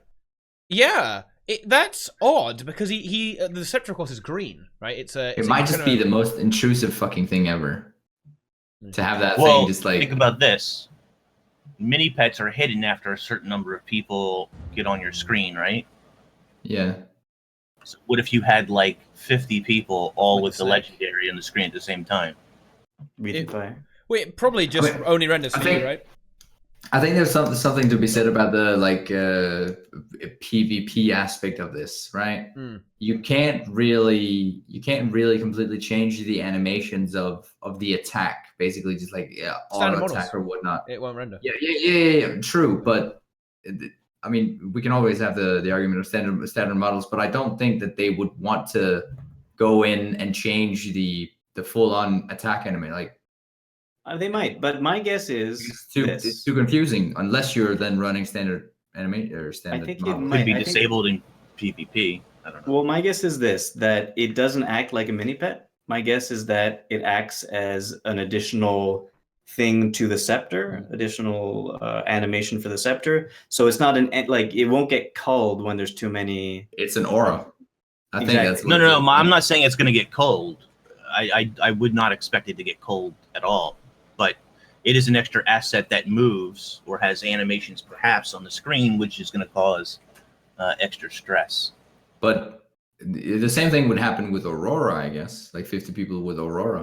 Yeah, and 'Cause there's I already think, people. I think Good point. it's probably just going to be a stationary thing. Now that I'm sitting there thinking about it, it's probably just going to be a stationary thing that's hovering over your back. If it's Because an There's aura, already otherwise, people walking around like if supernovas. if it's not a stationary thing, then they have to implement all these limitations and restrictions in different places to make it work with the animations and whatnot. I think it's just gonna. if it's an aura, Nothing. it'll be auto disabled in PvP though, because auras don't work in PvP, right? Yeah, it'll be just like the book people are saying. Makes sense, I guess. Yeah. It could be like the Does Impulse book. I mean, does Ippa's book does it go away in PvP? no, because No, it's part of the I don't model. think It's, this it's is just gonna be- directly part of the model. Yeah, I exactly. don't think the snake I think the is. same thing is gonna happen here. The snake is just external. I mean, it's just Yeah, but it's just as external as the book is. If you Right, know but what I that mean. means it's not likely to attack. It's likely just to sit there. Yeah, exactly.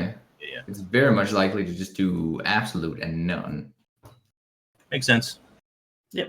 I'm making it anyways. I'm getting it. It looks cool. Oh yeah, Yeah. that looks great. It looks looks cool. very, very unique. I'm getting it. Very legendary. it is a big boy legendary. It is a hard legendary. I'm definitely gonna get it at some point. I probably will want to see the animations because I have to do another map completion, man. Another map completion. Should have already done that, mate. Yeah, Sure. I'm just The prepping starts before.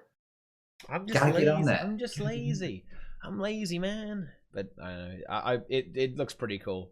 No time for raids. All if they you're need to doing- do, they just need to make a new OP stat. So you play Condi Heal Necro, and then it's perfect because you can use that, and you can take that scepter with it swing a snake. and swing the snake. Swing the snake and res everyone with the snake. I will make it when they Yeah. give That's real Scepter life. to. Yeah, Proper connotation there. Oh god. yeah. Sorry, Inks.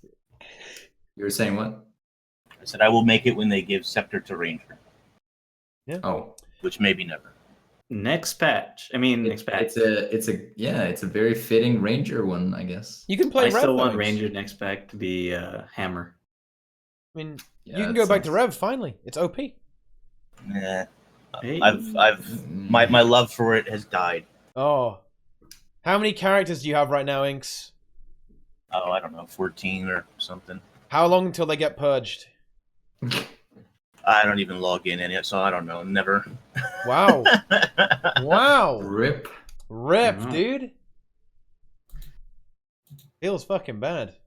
Yeah, I don't know. I don't play. I have 14, but I don't even log on to those characters. I just log on to the Druid and maybe the Elementalist do dailies now and again.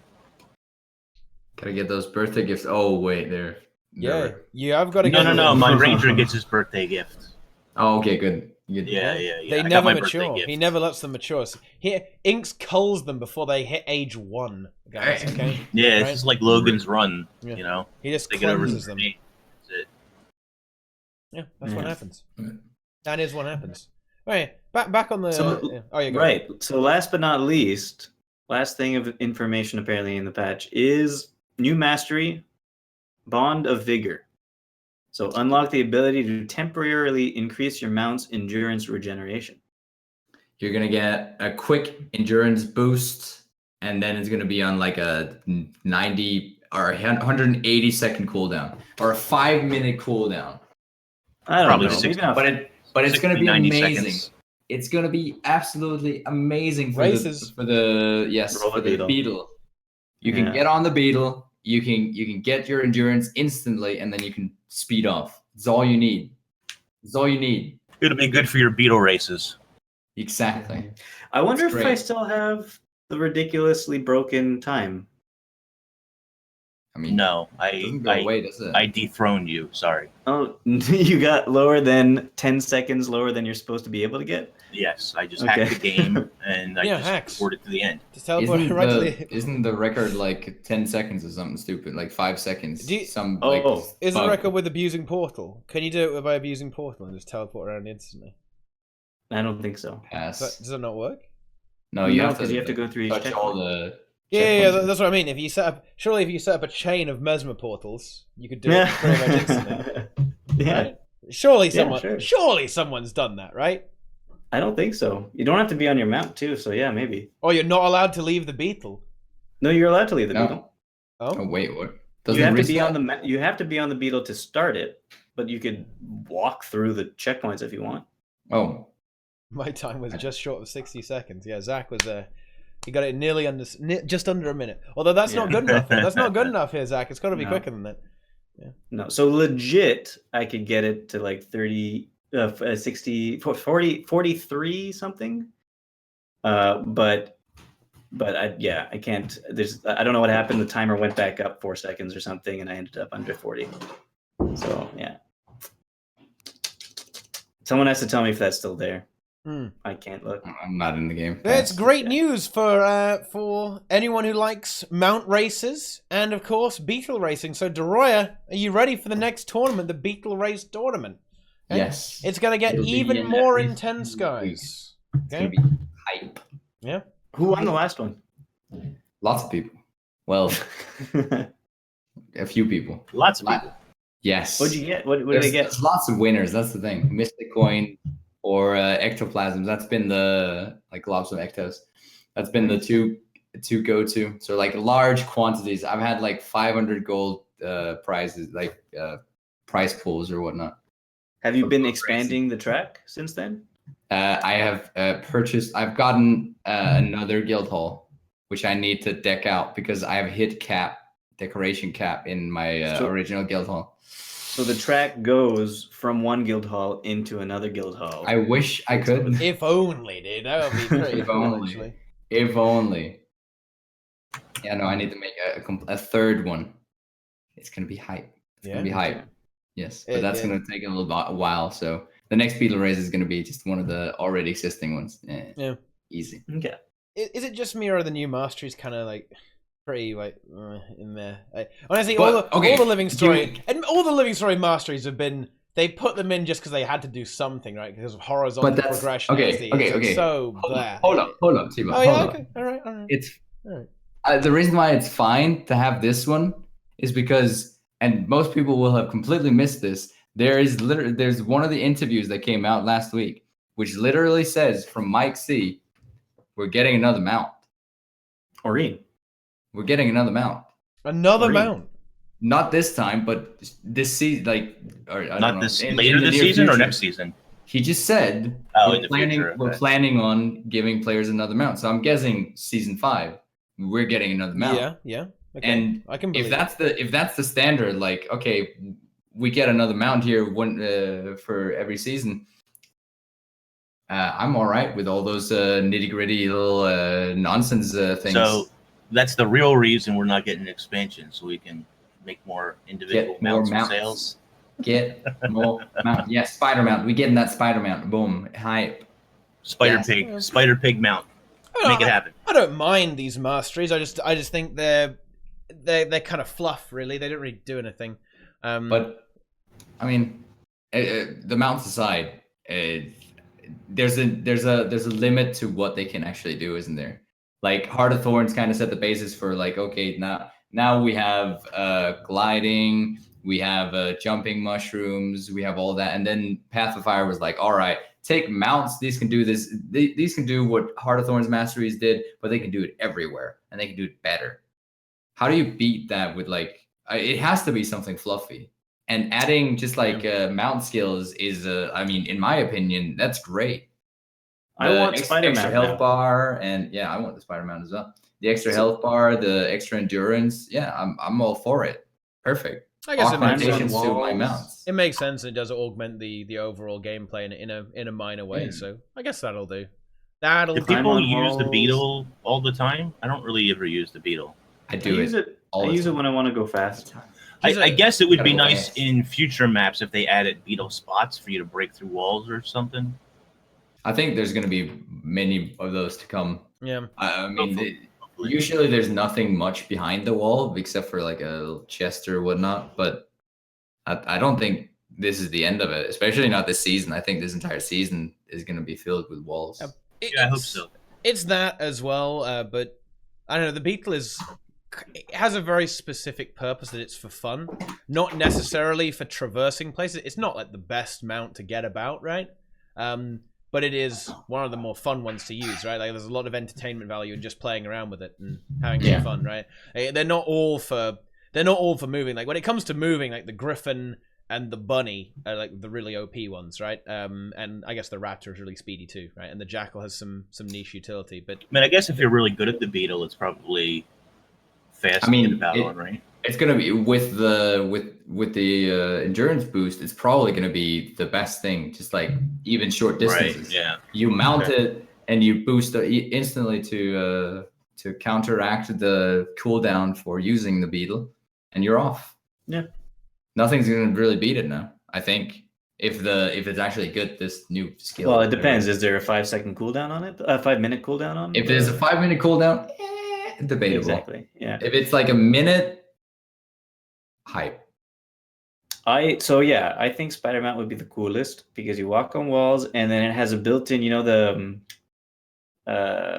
web the thing. Melandru's grasp thing. the pull on it. Spider web. Built-in Melandru's grasp Shooty that boy. you shoot at walls and attach to it. I just don't think they're gonna do. Maybe they'll do a different animal that's not spider. I don't know how well that works, but What if the They were spider freaks pretty- people out though? that's what I I'm mean- saying. Like I just don't know that they're gonna do spider because they were so firm on Yeah. the The alternative is the rhino, right? That rhino thing. That shaman data mined. The giant like party mount. Yeah. Space for more people. Like, yeah. That's That was what a I long time want. ago. That's a long time ago. Yeah. Deroir, get on my mount. Boots, get on my mount. Teapot, get on my mount. Oh yeah. Oh. I'm driving. Yeah. Hey, wouldn't that be a That good would way be to kind of fun. to sell the expansion though? Like, imagine this, Yeah, okay? but- You bring your core game friends, they trial the game, you go to Corteria to play with them, they all get on the mountain, you go around. Hop Yeah. on. Yeah. I like it. I mean, I'm all for a party mount like that. That would be hilarious. Party bus. Here we go. Let's and you go. can and you can auto attack and cast abilities while on the mount. Okay, think about Yeah. that. Think Oh, about wow. that. Okay, you have one driver, okay, who's playing Mesmer, and then everyone else is playing 4 Ellies, and you just meteor shower while you're going along on the mount. Or you just have like machine guns mounted on it, easy. Like The driver can't use shooting it. lasers See everywhere. it. Turrets on the mount. Turrets on the mount. World versus world mount confirmed. Oh my Here God, we that would go. be sick. Yeah. Party mount. That would be bad. Okay, that would be bad. Let's not do It would, that. but it would be hilarious. It would be Literal amazing. pirate ship meta. It would actually be amazing. And Yeah. everyone can use their health bar skill if they have it unlocked. The Mount extra health combat bar. raids. That's So what it I'm just talking kills about. one player at a time. Every time the mount, like the health pool dies and the mount dies, you just drop a player dead. Nobody's on the turret. This is happening. It's happening. I see this. This is happening, boys. Drive-by shooting right there. I'm Oh, not God. sure about that one. Nope. Yeah. Would be fun though. It would be fun. I agree. Now it San would be fun. Andreas. That is Here we true. go. It would be entertaining. There's no questioning that. I'm all for it. I'm Yeah. sold. Yeah. Let's Is go. Is there anything else happening in the new patch? We don't know, but there probably is. Yeah. Well, Yeah. what are the okay? The legendary ring. Like, is that actually? Oh, it's happening. It's happening. Yeah. You Yeah, think? yeah. I'm 100% sure. The ring is gonna happen. What's it Yeah. called? But then coalescence. I'm gonna have Angry to do ring. the raid then. And the reason why I'm dead certain, because beforehand I was just like speculating that it was probably going to end here with the second one. I'm dead certain because they're changing the LIs to LDs, now. LDs. Yeah. The legendary divinations. That means they Mm. have a goal, and that goal, that currency is definitely going to be used for coalescence. And it's So the new definitely coming this LMG time. is going to be must have new whatever. What is it called again? Divinations, legendary divinations. Divinations. Yeah. Must have LD to raid.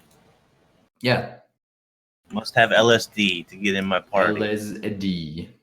But there's a conversion rate between, for all the months, for anyone who doesn't know here, I guess in chat and all that. There's a conversion rate for the 10 months, the 42 weeks, I think it is, that Wing 5 has been out. So you can convert 168 LI into LD immediately when the patch comes around. So I'm definitely getting the ring. Oh, I've killed a couple of the bosses. Well, I guess there's only 2 real bosses in Wing 5, right? I mean, yeah. So I've done the first boss and 3 events. I just haven't killed Doom. Doom. I didn't complete the one where the lights are out. The eye. The eyes. The The eyeballs. eyes. Yeah, that one. So I've done up to is- the eyeballs. Up to the eyes, huh? Up to the eyes. So I should be able to convert. Yeah, I mean, you can get converted. Do you guys think the because I already know what I think here, but do you guys think the ring is going to be recraftable? Is that Well, like- tattoo boots? Wait, sorry. Huh? What? Huh? Around your arm. What is that? What? Oh, it's your. Never mind. It's a cable. Sorry. Yeah, what? The coalescence. It's What did you okay. ask what it was? I thought it was a tattoo Yeah. around your arm. Oh man. yeah. I've got barbed wire all around. Yeah. I was like, Yeah. what? Yeah. Very out of character. I'm very 90s. Very out of character. Anyways, recraftable coalescence. Do you think so? I kind of feel like it'll be a one-off. I think they plan to do one legendary thing for each game mode almost. So okay, so let me just, because I feel like this is the common consensus that it's just going to be a one-off. But what's going to happen with the rest of the legendary divinations? There will exist 0 syncs for it unless we introduce a new one. Right now, the legendary sync that we have with legendary insights is legendary armor or ascended Well, armor. it's very simple. It's very simple. What happens is, in a year's time, the amount you'll need to get into a pug group will be 700. It's just going to be inflated. But that's It will be exactly a it. lot. That's exactly it. I think maybe they'll create a sync for it. I hope. So like, I don't know, guild decorations. Because I don't know what else it would be. Sure. It's either going to be something completely redundant that nobody's going to want anyways, because it's much more valuable to just be carrying around. Oh, look, I have 700 LDs or LIs or whatever EPing we want to throw around. Than actually exchanging it for, say, gold or whatnot. Nobody's gonna like. I just don't believe it. Yeah, maybe Sounds Rima's fair. right. Maybe you'll be able to change them back and forth, so you can change your LIs into LD. Jesus, stupid initials. Maybe you can change it back and forth so that you can make armor, more armor. Oh, I think it's gonna be a one-way conversion. I think the 168 for like baseline when it comes out, that's going to be the only conversion we have from LI to LD. Maybe from LD to LI, we can argue that that's a potential, but there has to be some kind of sync. I think they haven't added And it the- yet. I mean, how many? The obvious one is either something in the future or another legendary ring. I think it will be in the future. Like, I can definitely see them adding more legendary trinkets to raids. I do think they want to flesh them out across all the game modes. But again, that's not. It's a bit of a shit solution, because how long has it taken them to do the legendary ring? 10 months at least. Okay, that it's going to be a little while before we got a full set, guys. But yeah, you're absolutely right. Like the insights problem it's a big issue, right? Like, the kill-proof Fiesta in raids. Okay, now I don't particularly mind it, but I can look at it and still say it's kind of stupid, right? It's ridiculous. And you have people asking for like 1K insights to do a full clear. It's like, are you kidding me? Like, really? You need 1K insights? Like, Oh man, it is actually becoming a problem, right? The arguments about a barrier to entry to raids are starting to become more legitimate because of how stupid people are about kill proof. It is a bit of an issue within the community, and a sync would alleviate that because you wouldn't be able to tell who's got all those maxed out insights, right? It certainly is a problem. Jokes on them. I've been carried by Teapot 1K times, so all my insights are fake.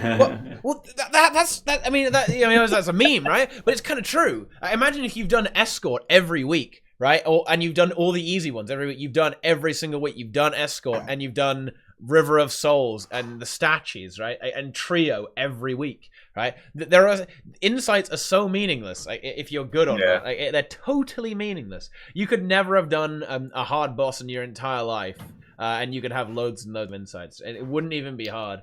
So it's pretty ridiculous doing escort every week. Exactly, base. It's not going to be good. But no, some kind of sync is necessary. Whether it will be you can convert them into some ascended gear, you can use them to buy. You can kind of do that, right, with crafting legendary armor. And I mean, that's exactly like it's technically worth it, right? It is worth. A lot of people are screaming and shouting that we need a legendary insight sync, when in fact we actually have a legendary insight sync. It's just a question of whether or not people are engaging with it. The end game, like armor, legendary armor, is what you get from legendary insights.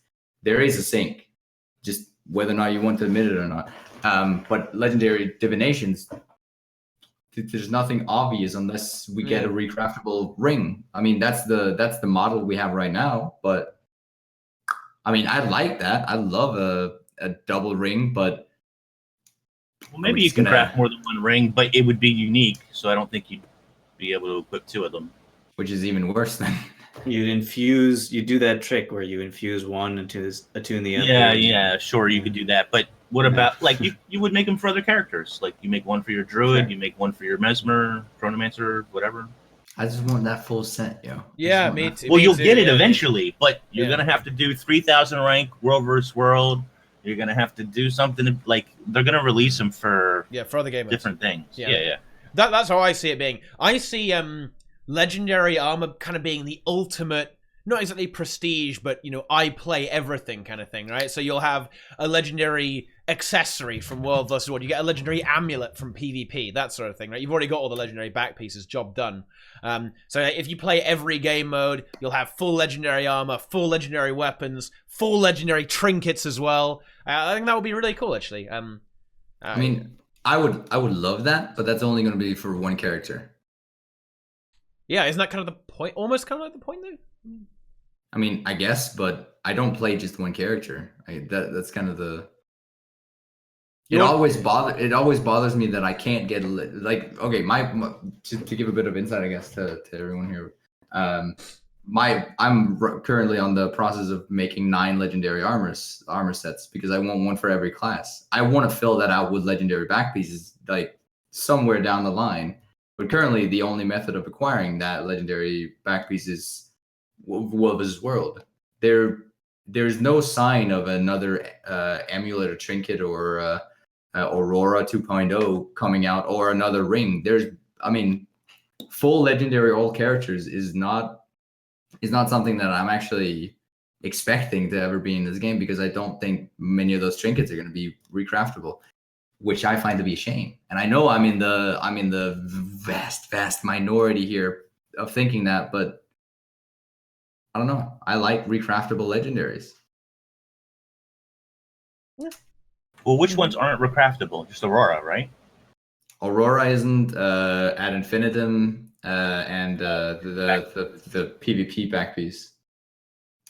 It's only the World vs. World legendary back piece that's recraftable. So I really, really want this ring to be recraftable. That's what I'm saying here. I want it. And it might be. It's just I don't think you're going to be able to put 2 of them on one character. Probably not. Unless you do the trick like Boots said. Although maybe that'll be done ahead of time. I don't know. Apparently, someone said that legendary things come with the infusions already ready. Oh, yeah, they got 3 slots right. already. So and they're ascended and all that stuff, right? Yeah. Speaking of infusions, Hellfire infusion. Do you think it's going to be the ring that has that thing? Because I think they're going to solve the aura issue with Aurora Isn't it by gonna- making the auras into an infusion. And I think the effect on Coalescence is going to be the Hellfire infusion. And I think they're probably going to retroactively change Aurora. I wouldn't actually be surprised. Maybe. Maybe that not. would be it would be a good solution, but isn't it more likely to be an achievement point reward? That's the alternative. But hey, I don't know. Interesting. Yeah, I kind of see it as it's going to be for 40k AP or whatever. The next one has to be. And then we can check it. Well, because the Moto. No, never mind. That's not the same thing. What's the highest AP right now in game? On efficiency? Possible? 38k or something. It's pretty high. No, is it that much? I think there's only 37k in the game. So it's pretty fucking high. I don't know. Max AP GW2. Achievements. Somebody- Guild Wars 2 leaderboard. Let's have a look here. Top. Holy shit. 38,203. Okay, that's Wow. more than I thought. Oh my god. That is insane. It's a lot of AP. Okay, Is that let's me? see. No, that That you? is. It is. Love. Dude, Valen is rank 2. Holy shit. Whoa, Valen! Whoa. Wow. Whoa. Okay. Number 1 in my heart. That is a lot of AP. Wow. And then, okay, yeah, so on EU, they've got even more. Yeah, fucking, what is even this name? Like, Isle. 38,260 AP. That is ridiculous, guys.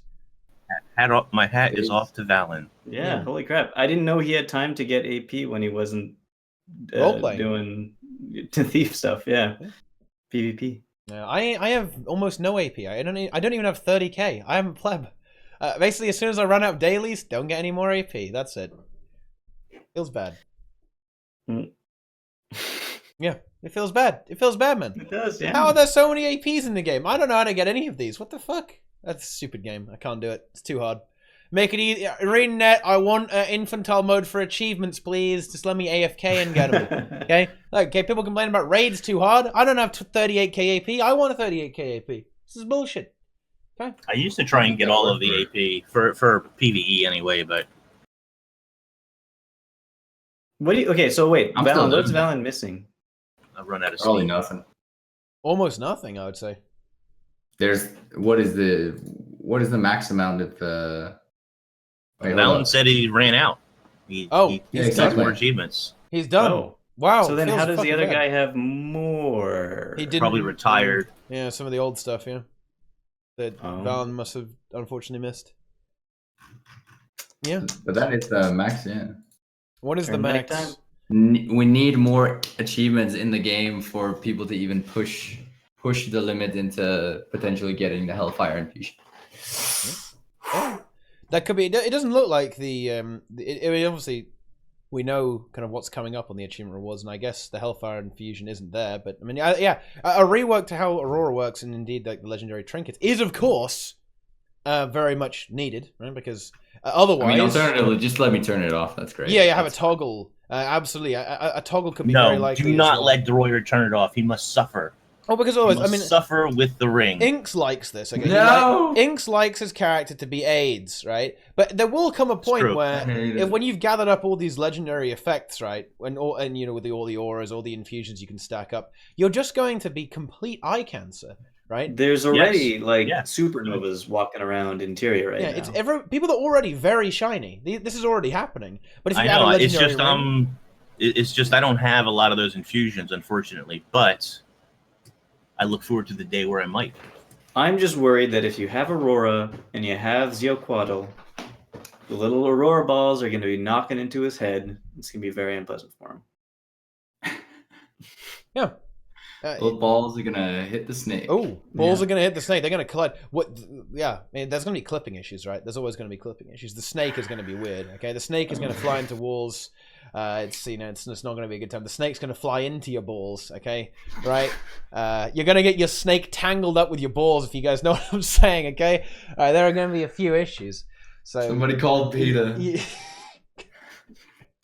We need some animal control in here. yeah, the snake is going to be going crazy. Dude, okay, yeah. These are the things I care about. Yes. So that, yeah, You guys talking about LIs and LDs. All I care about is whether the balls yeah, collide with the Snake. snake. Yeah. The snake's a couple inches out. Your balls won't touch it. Yeah. So there you go. There you go. Oh, The God. snake gets a copy of all the auras, dude. That would be hype as fuck, actually. Damn, dude. Hype. Yeah. A little floaty snake of, I don't know. Yeah. No, I like that Ben P was here to listen to that. Okay. Right, yes, so, exactly. highbrow Twitch community we've got here. Okay, very highbrow, very erudite. Okay. But yeah. I think Wait, was that's- there a joke in there somewhere? No. No, that was all real. That was just real talk. Yeah. Okay. No, Moving on. Yeah. we were just having a conversation about snakes and balls, but it's like, what are you thinking? What? That's what I was. Yeah. Yeah. There's no extra layer to that. No. Nope. No. No. Okay. Good. What the heck is happening on your screen? I He's died. dying. Something killed me. Okay, that's the lava font. The lava font might rally me though. Actually, it's quite good. Hang on, what's attacking me? What is attacking me? Oh yeah, the lava font killed it. There you go. See, easy.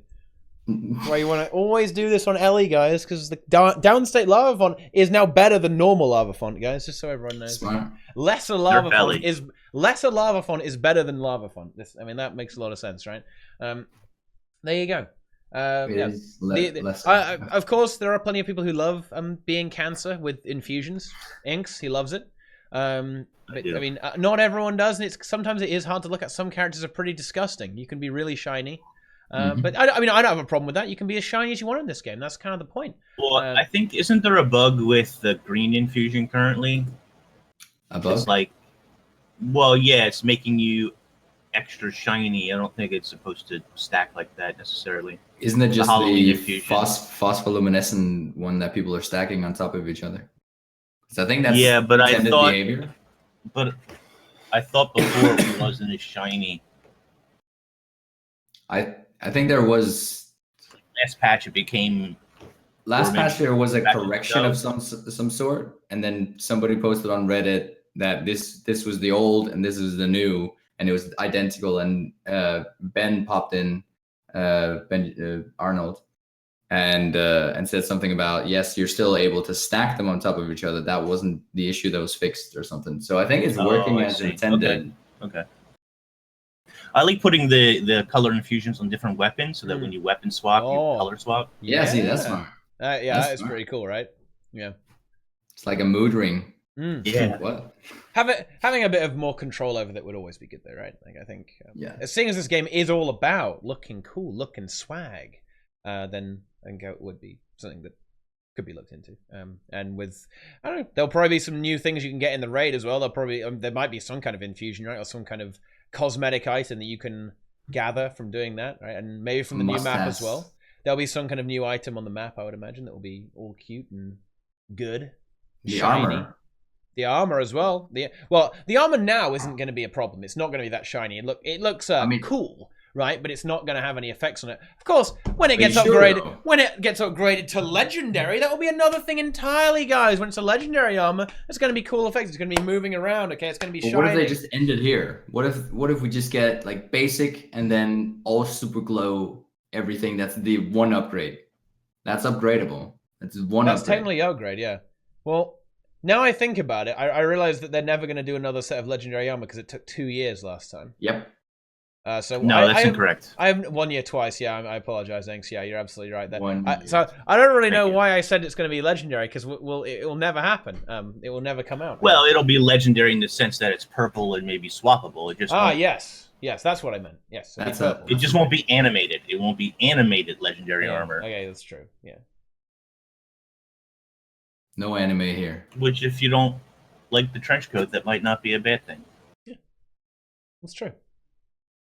So there you go. Legendary armor, guys. They are going to put it in. I thought I was wrong there, but no. Now I feel like I'm right again. It's going to be purple, just not necessarily all animaty and glowy, but it's going to be. It looks pretty cool. And there you go. Legendary armor and open world, guys. That's how it goes. But yeah, I think that about does it, guys. Does that cover it all? I think it does. Well, we had a question. So Painkiller wants to know, the last set of legendary armor, we sacrificed Brazil. Which partner gets sacrificed for the next set of legendary armor? Boots. Wow. You're volunteering. Oh, we're sacrificing Boots. Okay. All right. Let's see. Okay, fine. See Who you later, guys. who has You're throwing him into the fire. The least useful one. Everyone has to have a trial, right? No. Okay, let's think about it. Deroir has survived his trial. He's gone through his ordeal. Okay, right? So he's good. Inks, have you been through an ordeal in your time on the internet? Any drama?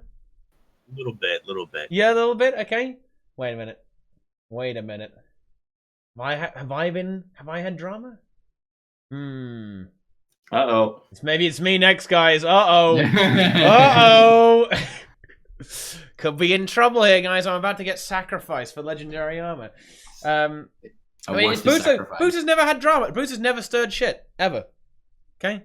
Well, gotta get on that. It's because he's Canadian, yeah. It's because he's Canadian. He's too nice, right? Let's go. Yeah. I prefer not. It doesn't apply to inks, apparently. Yeah. All right. Fake Canadian. I'm going to start a fake massive... Canadian. Right, let's do this. I'm going to start He's Twitter beef basically with Timey. I'm going to just start beef with Boots. I'm going to start some beef with World of Enders. Let's go. Okay. Hey.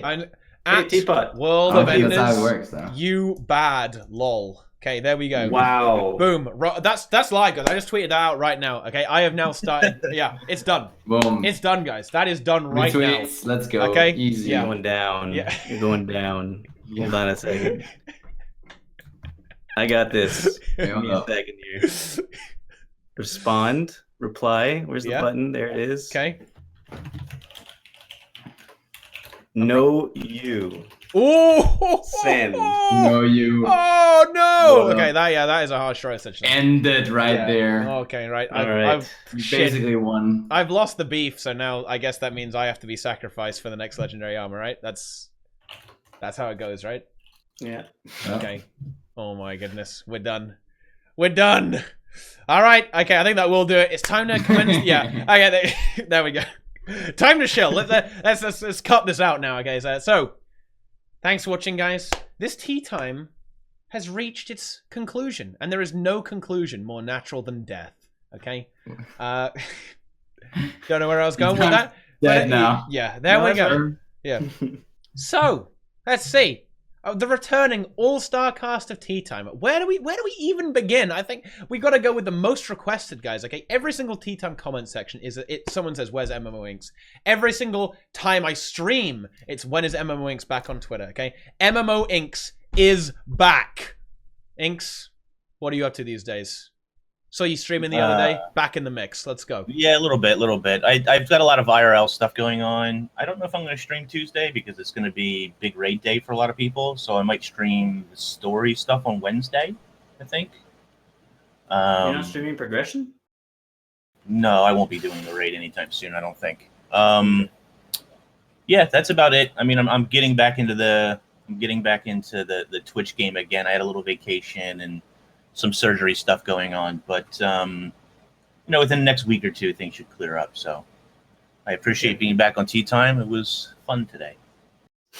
I completely agree. Be sure to check out MMO Inks, guys. Links in the description and in the chat.